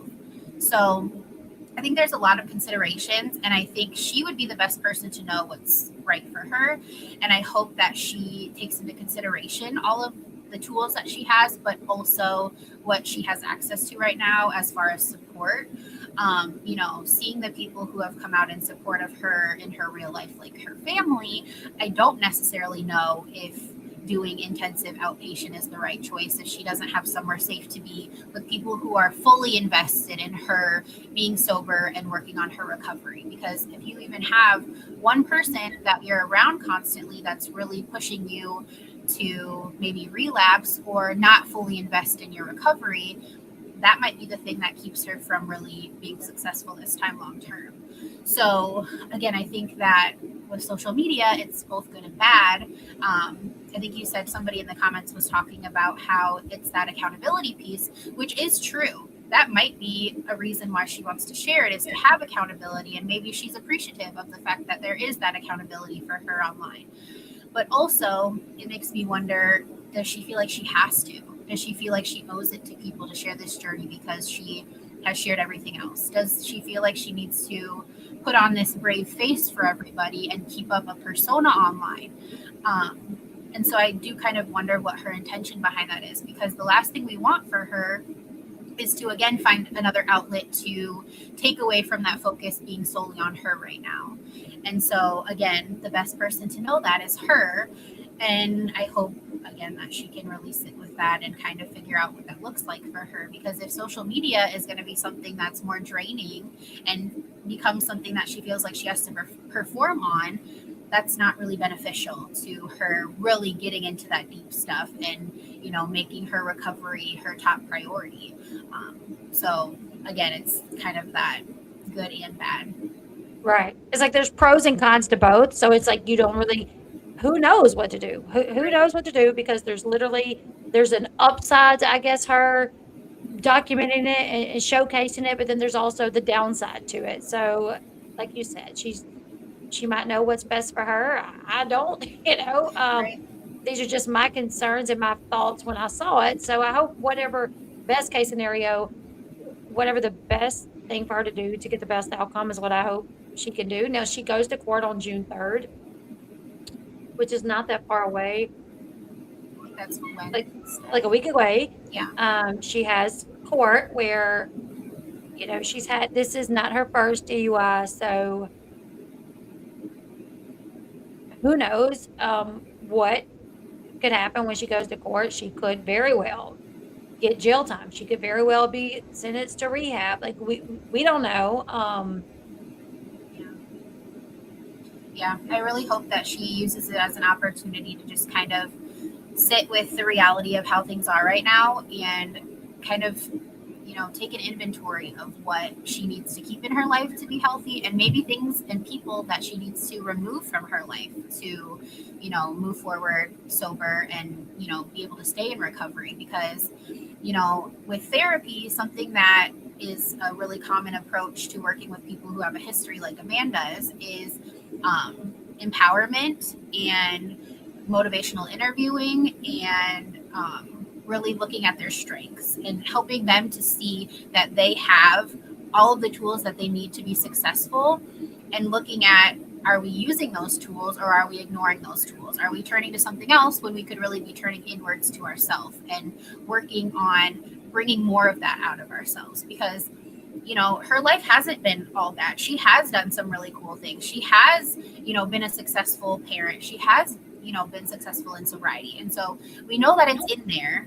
It's really having her realize that that's in her and that she has the power and the autonomy to make those choices to stay on that path. And just, again, really empowering her to know that just as much as your relapse is on you, so is your sobriety, so is your recovery, so is, your entire life after this point. This doesn't mark the rest of your life. This can be a hiccup in your life, but you get to pick how long that hiccup goes on. Is it going to be, over now, or are we going to keep doing this a few more times? Is this going to be something you look back on later and say, wow, that was a really big turning point in my life? Or is this going to be something that we kind of drag along longer? And again, like, she's the only person who really has all of those answers. And I hope that in this process of her getting sober again, she finds a provider, a therapist, psychiatrist, whoever she ends up seeing, somebody who really understands her background, understands the complexities of her family dynamics, understands what goes into becoming somebody who depends on substances for a period of time, and then also really helps her dig into her strengths, because a lot of people who suffer with substance use disorder are great people. These are not bad people. These are not people who have done nothing good in their lives. These are really awesome people, and it's helping them see that they are awesome people, and that maybe they went through hard times, but that doesn't necessarily mean the rest of their life is going to be that same way, and giving them the power to find the tools that they have in themselves to decide what the rest of their life looks like. And sometimes maybe that's even just connecting them with resources. Like, maybe she needs help finding housing away from where she's at right now. Maybe she needs help figuring out how to go the legal route and co-parent instead of maintaining this relationship. Maybe she just needs help figuring out what life looks like and how to get there. Because sometimes the most triggering thing is just feeling stuck and feeling hopeless. And so it's easier to turn to self-medicating because it's so overwhelming. You have no idea where to go. And again, it doesn't seem like she has a whole lot of positive support. And so hopefully she gets access to that now, and also chooses to utilize those sources, and then also chooses herself, because it seems like she hasn't been choosing herself lately. And she does deserve to choose herself right now. Right. Yeah, absolutely. Thank you, Gracie. Thank you for the super chat. We're going to watch the second video where she talks about that she just uploaded right before the live. And this is where she says she's got to go. She went to the probation officer, and basically she's on what she didn't say she's on drug court, but what she explained seems to be drug court. So we're going to. I haven't seen this one. So. Okay. Yeah, you haven't seen this one. No. Okay, we are going up to our. The audio is really low. Can y'all hear that? Let's go re-meet her. Can y'all hear the audio? It seemed low to me. I can hear it, but it is We low. are done. She's sweet. She just wants me to get better and take care of myself. Okay, I went to probation. Well, not probation, it's pre-trial. Met my officer. It was really short and quick. She just told me the rules, which I knew the rules. I call a number every day, and if my number, I have a code, like a number, if it's said that I'm flagged or whatever, I go in and test. Other than that, like, I know the rules. But I did want to say, I had seen a post that a lady had said she was bitching about my supporters being enablers, I guess because y'all are just telling me, good job, you got this, blah, blah. I don't know why she's so bothered by that. I don't think she understands the concept of addiction and relapse, but that, it's not for everybody. Again, I appreciate y'all, and I love y'all. Another thing she said was about, I'm on here apologizing to y'all when I need to be apologizing to my family. I don't know if she understands the concept of like a platform. Like, what I post online is strictly for my supporters and my followers. I'm not going to show y'all every single thing that goes on in my personal life. So that being said, my family, we talk every day. Of course, I have apologized to them. We broke down in tears, crying and talking. Why I'm not going to post that. Like, again, this platform is for my followers, and it's for me to show y'all, you know, my journey. I was in recovery before, and I would show y'all, you know, how that looked like. And I relapsed, and I'm showing y'all what that looks like. That's what, you know, my platform is about. Anyways, with that being said, to my supporters, I appreciate all y'all. And yes, again, this is going to be a long journey, but you know, we got this. And if anybody else is out there struggling, just put your big girl pennies on and do the damn thing. Okay, we are pulling up to. I do want to say she's obviously driving. I mean, and I mean, unless she took her seatbelt off before she started filming, I don't know if she had her seatbelt on. But she hasn't lost her license as far as we know, which is kind of shocking that she still has her I mean, honestly, she has DUIs, 2 DUIs that we know, 2023, 2026. So I'm actually shocked that and maybe when she goes to court, that'll be something the judge like revokes her license because she refused to do the test to see if she was under the influence on the scene. And from what I understand, Tennessee law is if you refuse that test, you lose your license for a year, no matter what. That is just what some people that live in Tennessee were saying. Like, oh, it's mandatory. You lose your license for a year if you refuse that test. But she's driving. She seems to be driving. So it may get suspended when she goes to court. But a couple of things there. Yeah, my Kelly first says that thought. Oh, I was just gonna say my first thought is that I don't love that she is experiencing people bashing her for coming on and owning it. I don't like that, and I think that people bashing her supporters for now encouraging her is wrong because this is the time that we need to be encouraging her. This is the time that we need to be providing that unconditional support. But should she be online right now, like with everything? Do you think like that could be harmful to her to be online reading the comments? Because this is the thing is like the internet is so, it's just what it is. We live in a day and age where the internet is what you do, is what everybody does. Everybody gets in bed and they scroll TikTok and they read the comments. And if you are a reality TV personality, then especially who's just been arrested, then yeah, you're going to look at the comments about you. But you know, should she be doing that right now? Is she like, is that not focusing on her sobriety? Is it damaging to her sobriety? I mean, I can't tell you the comments that I've read from people saying, if she relapses, it's your fault. If she relapses, it's your fault. If she, you know, like other in the comment section where people's like, she's high. And they're like, no, she's not. But if she does relapse, it's probably going to be your fault because you accused her of being high. And I'm like, whoa, like if somebody in recovery can't handle somebody that they don't know, never met, don't know, if that can push them into relapse, they don't need to be on the internet because this is the way that I feel. I'm on the internet and I see comments all the time. I know other creators that talk bad about me, but I'm like, at the end of the day, they're not going to do nothing except maybe hurt my feelings for a minute or make me giggle for a minute. They're not about to push me into anything crazy because I don't know them. Their opinion of me does not make it one way or another. So I don't like when I see people saying that people on the internet is going to push her into relapse because I'm like, then maybe she shouldn't be on the internet then. Right. Well, and if she is so susceptible to relapsing, like we have seen, she did recently relapse. She's in a vulnerable space. So she probably is more susceptible to personalizing some of those hate comments and personalizing some of those things. But, you know, we also know that social media can be damaging to mental health just in general, aside from this specific circumstance. Right. Yeah. So thinking about that and thinking about how important her sobriety is to her, is it beneficial for her to be constantly online sharing this process? I, again, look at it good and bad because it's really powerful for other people who might be struggling to see her share this raw journey.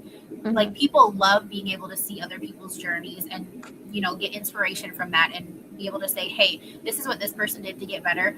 I can do that. Or just really resonating with the fact that maybe they've already been through this journey and wanting to watch somebody else now kind of go through that journey. So I see a benefit in that. But it's not worth that benefit if it costs her mental health and her sobriety. Right. And so again, it goes back to that piece of she's the only person who knows what the risk versus benefit is for her.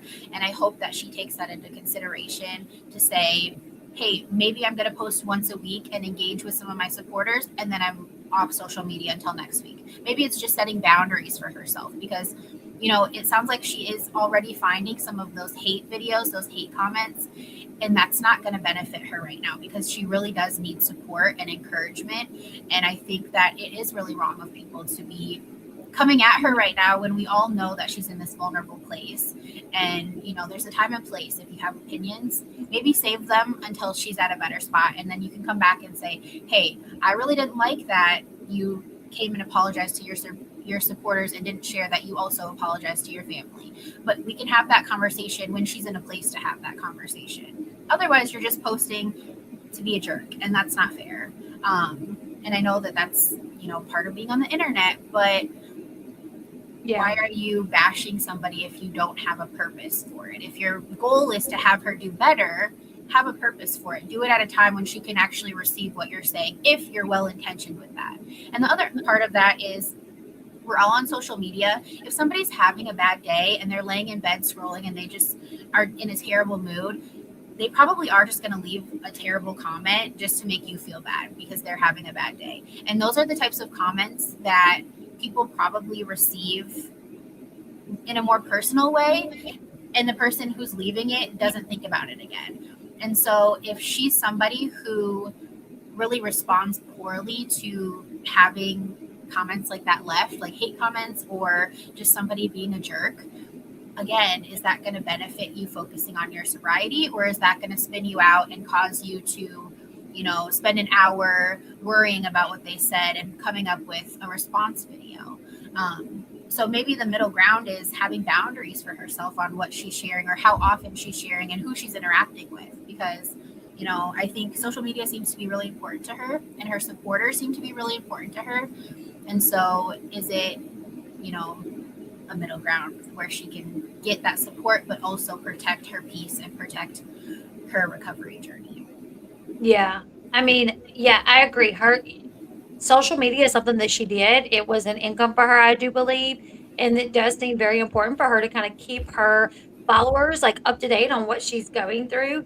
And the internet, unfortunately, you know, it is what it is. And, you know, there might be some creators that could be like, you know what, I'm going to try to, I mean, I personally know creators that are just like, that's lost loved ones to drunk drivers that are pissed over this, that they're like, listen, I like Amanda, but I actually have a close friend that was buried last year due to a drunk driver. So like their videos are definitely coming off a little bit more like, girl, you put too many people in danger, and I'm not about to sugarcoat nothing for you. Yeah. So I'm like, and that's the other aspect too, is like, unfortunately, nobody owes her that protection from the reality of things that she's done, you know, so people don't owe her the sugarcoating. And again, that comes down to her knowing herself. Is that going to hurt her by, you know, consuming all of that content right now? Or should she be off for a little bit while she regroups, and then maybe in a few weeks she can come back and kind of let the dust settle and see what's there for her now? And it's tricky because, again, she seems to get a lot of support from her followers, and that seems to be a really positive source of encouragement for her. Mm-hmm. So it's, again, her balancing out the good with the bad and really trying to avoid the bad, especially right now when she's very vulnerable and needs to be really focused on herself and her sobriety. Because, I mean, yeah, it's true. She did make some really poor choices. That is true. And she does need to own up to that. She does need accountability for that. But does she need to be hearing that from all of these people online who are bringing their own perspectives into it? Or is that something she should come revisit later when she's able to, I guess, process it a little bit better? Because it sounds like she's still can she even defensive. process? Mm-hmm. Can she even really process it? I mean, because when you are high for sure. You can't take that criticism or understand why people are mad at you doing the things that she did. Right. Because when she was making these videos, and I did see the comments here and there, most of them were positive, but I would see a comment here and there. And I'm like, I don't even think she gets it, because she would continue doing these types of things. So I'm like, clearly she don't understand. She is under the influence. So it's like she can't even retain and understand why people are upset with her about doing it. She thinks people are just hating on her and just being haters and being trolls, when it's like, no, some of these people are commenting because they've lost family members to drunk drivers or people under the influence and being careless like you. So Yeah, yeah, it sounded maybe like she was still really defensive, and the things yes. she chose to respond to tells me that she's probably not in the best space to be on social media consuming all of that, because again, like, we curate what we put out online. She chose which videos to comment on. She wasn't commenting on the ones who were calling out what she did for truly being dangerous. She called out one that was going to garner more support from her followers. She wants to have them, feel bad for her, which, again, I mean, it really sucks to be on the receiving end of a lot of people kind of barraging you with, hate comments, videos that are criticizing you. But we probably shouldn't be using that as fuel to fire up your supporters, who we know are going to go hard for you. Yeah, I mean, this particular creator had to like turn comments off from jump. She was like, I'm going to say it, and I know people's going to be mad, but like last year I buried a friend of mine, and 2 people got killed in the accident. She's like, I had to sit there at my friend's funeral and watch her mom devastated because of people like Amanda making decisions like Amanda and not thinking about the consequences of their decisions. So she's like, I'm mad, and I'm not gonna.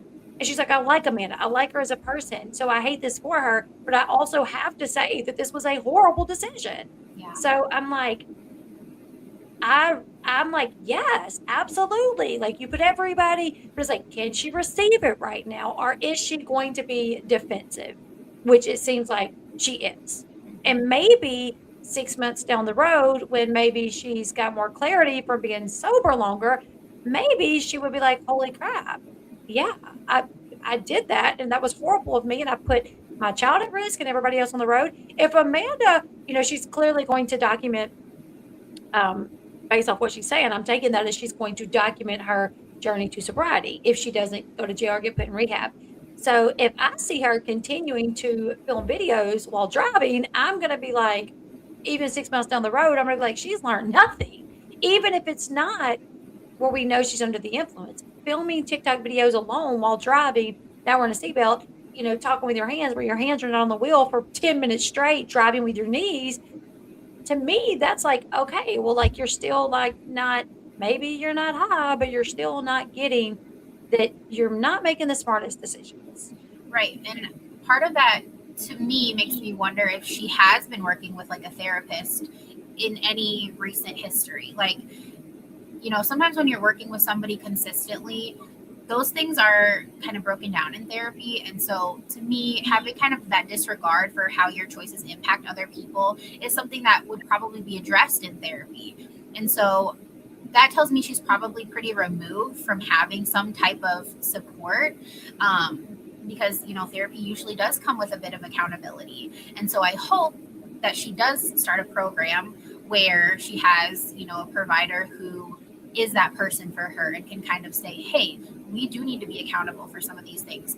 Why do you feel like your choices aren't impacting people? Let's kind of address that. What is behind the choices you're making right now? And are you even able to understand the way that it impacts other people? Or is it a thing where you're just kind of distancing yourself from that reality because it hasn't happened yet? You haven't hit somebody yet. You haven't had somebody, pass away from your actions.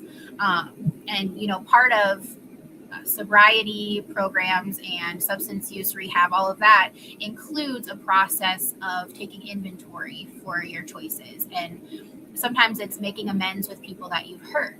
And so I hope maybe in that process, she's able to own some of her choices that people have brought attention to, with driving under the influence, where that's a real risk that we've seen in other situations take people's lives, innocent people's lives. And so hopefully her behavior will then also change as she's kind of coming into that realization and processing her choices, how they impact other people, and why she has been oblivious maybe to the impact that those choices have on her and the people around her. Yeah, absolutely. Hopefully so, because that's something that I'm like, even seeing her do it and seeing the people call her out for it. Not a lot of people, but some people saying, "Girl, don't do that. Like you're putting other people at risk," and just ignoring it. And her followers like defending her in the comments. And any person that would say anything like that, her supporters would always comment back and say, "You're a troll. You're a hater. You're what?" And I'm like, "Oh my God, there's so many people in the world that are like Amanda, that obviously do not think about other people. They think about themselves, if they're having fun, if it's cool to them, but they don't think about the danger that they're putting other people in. And when you call them out for it, they think you're just being a hater. They think you're just, you're just being a hater, whatever. We're going on, well, we're at 2 hours, so I don't want to, I've had such a good time having this discussion, but there's one more thing that I do want to bring up. Yeah. Amanda said when she sat down with Jen and Macy, she talked about her mom, being an addict and her doing drugs with her mom, and her mom ultimately passing away. And she clearly, her mom passed away when she was pretty young, because she's not even old now. And we know, as long as we've known her, her mom has not been here with us or with her. So the fact that her mom was an addict and she lost her mom to addiction, and now here she is putting her kids through that same thing. Like, someone that's not in the middle of addiction would be like, how are you're putting your kids through the same thing that your mom put you through, and now you're making it a possibility that your kids could end up having to grow up without their mother in their life, because something like lose custody, or worse, if you end up dead. So it's like you're repeating this cycle, knowing how you feel. And I think about that with Amber Portwood, how she complained about her mom, but yet here she is. She's a worse mom than her mom was, but yet all she does is complain about her mom and how she has all this trauma because of her mom. But you have given your daughter so much trauma with everything that you've done in her life. So from your standpoint, with your education and in your background, make that make sense for me. Like, how does someone who's lost their mom then go on to repeat that cycle and put themselves in a position to where they could possibly end up dead and leave their children without a mom? Like, yeah, I don't know if you could break that down to me. Well, and you kind of hit the nail on the head with just that perpetuating cycle. That's really what it is. And, it comes into that generational trauma piece where the trauma just keeps getting passed down generation to generation to generation. And it takes somebody in one of these generations to stop it and acknowledge what's been passed down through their family history, whether it's through the way that they're raised, whether it's through things that they're exposed to, whatever that looks like. And it takes, unfortunately, it's usually one of the kids to say, I'm stopping this. I'm not going to continue this. And they have to pick up the family burden and do the hard work and the heavy lifting that the people before them couldn't do, wouldn't do. And they have to really commit to doing things differently. And the reason that's so hard is because when you have it being passed down generationally, and that's what you grew up in, that's what your mom grew up in, that's what your grandma grew up in, it's A, normalized, and then B, it becomes heavier. Every generation we're passing it down. So let's just say in the case of like Amber, for instance, Leah was the one who really was like, I'm not going to do this anymore. I'm not going to keep carrying this. And part of that, I think, was because she had somebody like Christina who provided her the support she needed, and also Gary too, but he was kind of in that system for a while with Amber, where Christina is not a part of that type of dysfunction. She was never a part of that dynamic, and she really was able to kind of call out like, hey, this is not fair to Leah, and call Leah out of that and allow Leah to see that she deserves more. And she really walked with her through that process of dealing with that trauma, that generational trauma, And now we see Leah doing amazing. And she's really set boundaries with Amber, who's really refused to deal with all the things that, she's accountable for a lot now herself, but also she really does have a lot that was passed down onto her unfairly. And so thinking about, Amanda, her mom probably was her first influence to starting, substance use. And, it sounds kind of wild, but some people who have that connection with their parent through using substances, that continuation of using is like a connection to that parent. And it sounds kind of wild, like, why would you do that? But, especially if that parent is gone now, that feels like a connection to that person, because that's how you spent your time with them. That's something that they did together. That was their way of bonding together. When they spent time together, that's what they did. So, okay, that makes sense. Okay. Right. So, there's that piece. And then also, just like what I was saying, it's a lot harder to have to sit with the weight of the people that came before you and unpack all of that trauma that was really just placed on your shoulders. And so sometimes it is easier to just do what you're familiar with, do what feels the safest for you, because sometimes it's really scary to have to face the reality of who you come from, what you come from, and taking a lot of steps to do it differently. That can be really scary and really hard. And then adding on the fact that you don't know how to do it differently, and you have to figure that out on your own. And when you already have all the pressures of raising children, because, lots of people end up having to undo this generational trauma after they've become parents themselves. Yes. Like, I've gone through that experience myself. You don't realize how hard it is when you're like in real time parenting and you're like, wait, I just sounded like my mom in that moment. I don't want to ever do that again. How do I do this differently? You don't know. And so it's a lot. And that's usually why people just opt to not do the work. And so, if you were raised in a home where spanking was common, you're more likely to keep doing that through your children. Even if it traumatized you, even if you hated it, that's your default, because that's what your body knows. That's what your mind knows. That's the blueprint you were handed. And so I think that it's really easy to say, you were so traumatized by what your parents exposed you to and put you through. Why are you doing it now? But, it really is kind of dependent on that person's strength and their supports and the resources that they have, because it's a lot harder for somebody who has no support system to go against their only support system. No matter how dysfunctional it is, they rely on those people to provide them community, maybe babysitting, maybe financial resources, housing, whatever that is. It's even scarier to step away from all of that and possibly have nobody and nothing, and create that change that you need to have to be healthy. And so, I think that's another big reason that people opt not to do that. And, like I said, I've personally kind of had to do this journey as I've parented. I've been a parent since I was 14. So all of my kids have really seen different versions of my process undoing this. And, there's so many things I wish I could go back and do differently with my oldest, because I was still actively living my trauma when I had her. Yeah. And so she has a completely different version of me than what my youngest does now, where I have, gone almost full circle with my journey. And now I'm helping other people go through their journeys. And so it's definitely interesting to be able to know my own story and now see other people walk out their stories.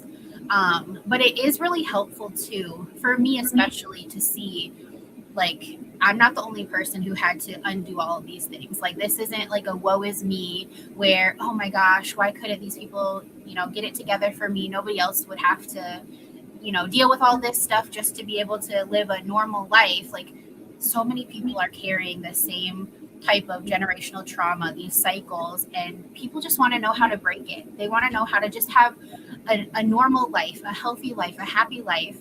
And again, it's so much easier to just stay with what you know and not venture into that unknown territory of, this is probably going to hurt emotionally to process all of this. You're probably going to have a lot of feelings towards the people that you love, and that's confusing. And you might lose access to those people once you start realizing that maybe they're not people that you can carry with you into this healthy life. That makes a lot of sense. Even when you were talking about like your daughter, your oldest, getting a different version of you, because I didn't realize my trauma until I got married. I got pregnant at 17, had my daughter at 18, so I have one that's 21. My youngest is 8, and I've said it several times talking to my husband. I've even talked to my kids about the different versions. Like, you know, my older kids got this version of mom, and now my youngest are getting this version of mom. Bree did write a book. We'll share that with you guys in a little bit, but Bree has written a book. So my older kids got one version, the version of me that, you know, didn't understand, didn't even know I had trauma, didn't even know I had trauma. And actually, that's so crazy. And I don't mean to cut you off, but I specialize in trauma, and you would not believe how many people come to me and they're like, I really don't even know what I have to work on. I just know that therapy is supposed to be good for you, and I don't feel as happy as I want to in my life. And they're like, I don't have any trauma. I had a good childhood. And I'll just start asking my normal questions about their family. And I'm like, hello, there's a lot of things here to unpack. Yes. Yeah. And it really is shocking to people because, you know, we talk a lot about trauma and kind of apply it broadly, but clinically there's a little T trauma and big T trauma. And both of them impact people similarly in that it's trauma, but little T trauma are things like emotional abuse, living in a home that was kind of neglectful, but not necessarily, you know, like you're not getting beat, you're not getting starved, but, you know, maybe you're just not having your needs met consistently. Those are like little T traumas. And when those build up, that impacts the way that you respond to things, that impacts the way that you respond to yourself, that impacts the way your body responds to your environment. And that really does build up into adaptations to trauma. With big T trauma, those are like the big experiences, you know, like SA, other things that we usually attribute to trauma. And those things, DV, like right. Yeah. Yep. Those bigger experiences that we tend to mark as like, oh, that was a really traumatic event that happened. But we know that both of those things impact a person similarly, especially when little T trauma is something that gets carried over. And so like in this case, with kids who are exposed to that, we're going to see those things come out in them in the way that they behave. Kids who witness things like DV in the home tend to be a lot more physically aggressive in those toddler years, like between 2 to 5. When we see a kid who's abnormally aggressive, because you know, some biting, some hitting at that stage is normal, but when we're seeing it excessively and aggressively, and even when, you know, in play therapy, if kids are coming in and they're constantly having really violent play and really controlling play, that's a red flag that they've probably experienced some things that we need to address. You know what? There's a video that Amanda posted, and listen, I have 6 kids, so I know that. But after hearing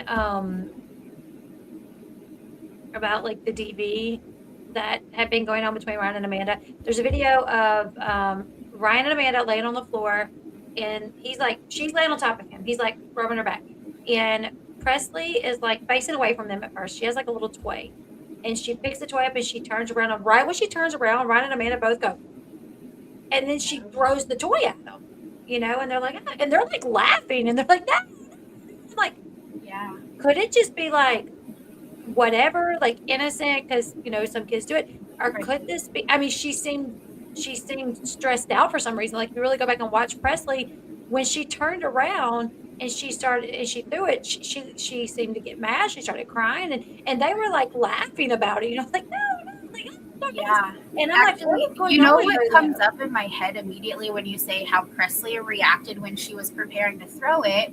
And of course, like, I can't diagnose anybody in this situation. They're not my clients. But if I had somebody come to me and explain that situation, I'd be concerned that she saw them physically touching each other, and her mind went immediately to, when I see mom and dad touch each other, they're fighting, they're hurting each other. And so she responds to that with this really big emotional response, and throwing an item at them. Maybe that's how she gets them to separate. Maybe that's how she gets their attention. And for them, I mean, it seems like they're very oblivious to the fact that she's witnessing more than I think they understand. And so it makes sense that she would see them, you know, in a different setting, but physically touching and applying that same perspective that she has when she's seen them touching before, and it's hurtful, it's DV. So I think that actually really speaks a lot to how much kids absorb. And, you know, I don't think she's necessarily super verbal at this age, but she's absorbing all of that. She's taking notes on what she's seeing. She is clearly impacted and responding to what she's witnessed so far. And again, like, I think that's why it's so urgent that she is somewhere safe and the people who are caring for her are protecting her from that. Because, you know, lots of people aren't going to think twice about seeing a video like that, but with the context of what we know now, that's a red flag. And do we want to continue to expose her to that and continue reinforcing that part of her brain that attributes physical touching between her parents with abuse? Or do we remove her from that, try to give her reinforcement of healthy relationships, and allow her parents to kind of work on themselves and give her a better template to look at when it comes to things like that? Because truly, if she's exposed to that longer term, physical touch and intimacy might scare her later in her life. She might be terrified to receive physical touch from other people. And, you know, I think she's young enough where that's not necessarily going to be an issue if, again, that kind of stops for what she's witnessing now. But that's a real consideration that we have to think about too. Like, everything that our kids witness, and they witness a lot more than we usually understand or know. Right. And they'll tell us what they've witnessed through how they're playing, ways they respond to things. Like, they'll tell you. You just have to be watching for it. Like, one of the major things that we talk about in therapy is that behavior is communication. What is the behavior saying? They're communicating something to us, especially when it's pre-verbal kids like that. And so, you know, I think that should be talked about more in parenting too. Like, we need to be talking about what our kids' behavior is telling us, because, you know, if Jen and Larry are having Presley frequently and they're seeing something like that, where when she sees somebody hugging and she's having a meltdown over that, that's important information that she's giving these people. So, you know, we need to be attuned to the fact that she is communicating things that she's witnessing. She's already impacted by these things. So how do we, you know, kind of minimize that impact now? Right. And I even kind of, like, when I saw it earlier, I was like, oh, I kind of want to bring this up. But then I was like, I feel like if I bring it up, I'm going to get those comments from people that's like, oh my God, you're looking too much into this. You're being ridiculous. And maybe I am. Go back and watch the video yourself now with what we know that, you know, well, but you're also really interested in body language and what the body is doing. So, you know, I feel like both of us, where we kind of have our education in, we're very attuned to those things. And that's probably an important skill everybody should have, is being able to recognize those types of body communications and behavior communications, because we're going to learn a lot more about people and situations by knowing those things. Absolutely. 100%. Yeah. So that was the one thing that I wanted to bring up too, was like the baby, that I noticed the baby did that. And then, like, they were laughing about it. And I was like, I don't know if laughing would be the best thing. I don't know. Like, because clearly, if you watch the video, Presley was upset. She started crying, and I'm like, I don't know why she's crying. I don't know if it was because she thinks something they're not well, and that's why she's, you know, throwing and crying. But I wanted to bring that up just to see what you thought about it. But anyways, you guys, we've been going for 2 hours. I've had such a good time because I'm so interested in stuff like this. Yeah. Someone said you should write a book. So I've written several, and I've written a memoir in the past too, but I've kind of retired that because I'm always, like, not sure if people are ever interested in hearing, like, what I have to say. But you know, I definitely would love to do this again. This was really absolutely fun.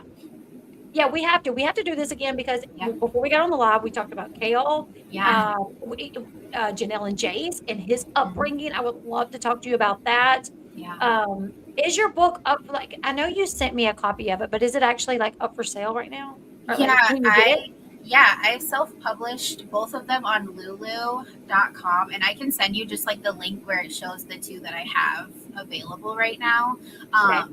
They're both more focused on adoption just because that's kind of been the niche that I do a lot of advocacy in right now, being an adoptee. But I do hope to finish some of the projects I'm working on right now. Like I do have one I'm working on about parenting without a blueprint, and it's essentially for parents who come from that generational trauma and didn't have a good model for parenting.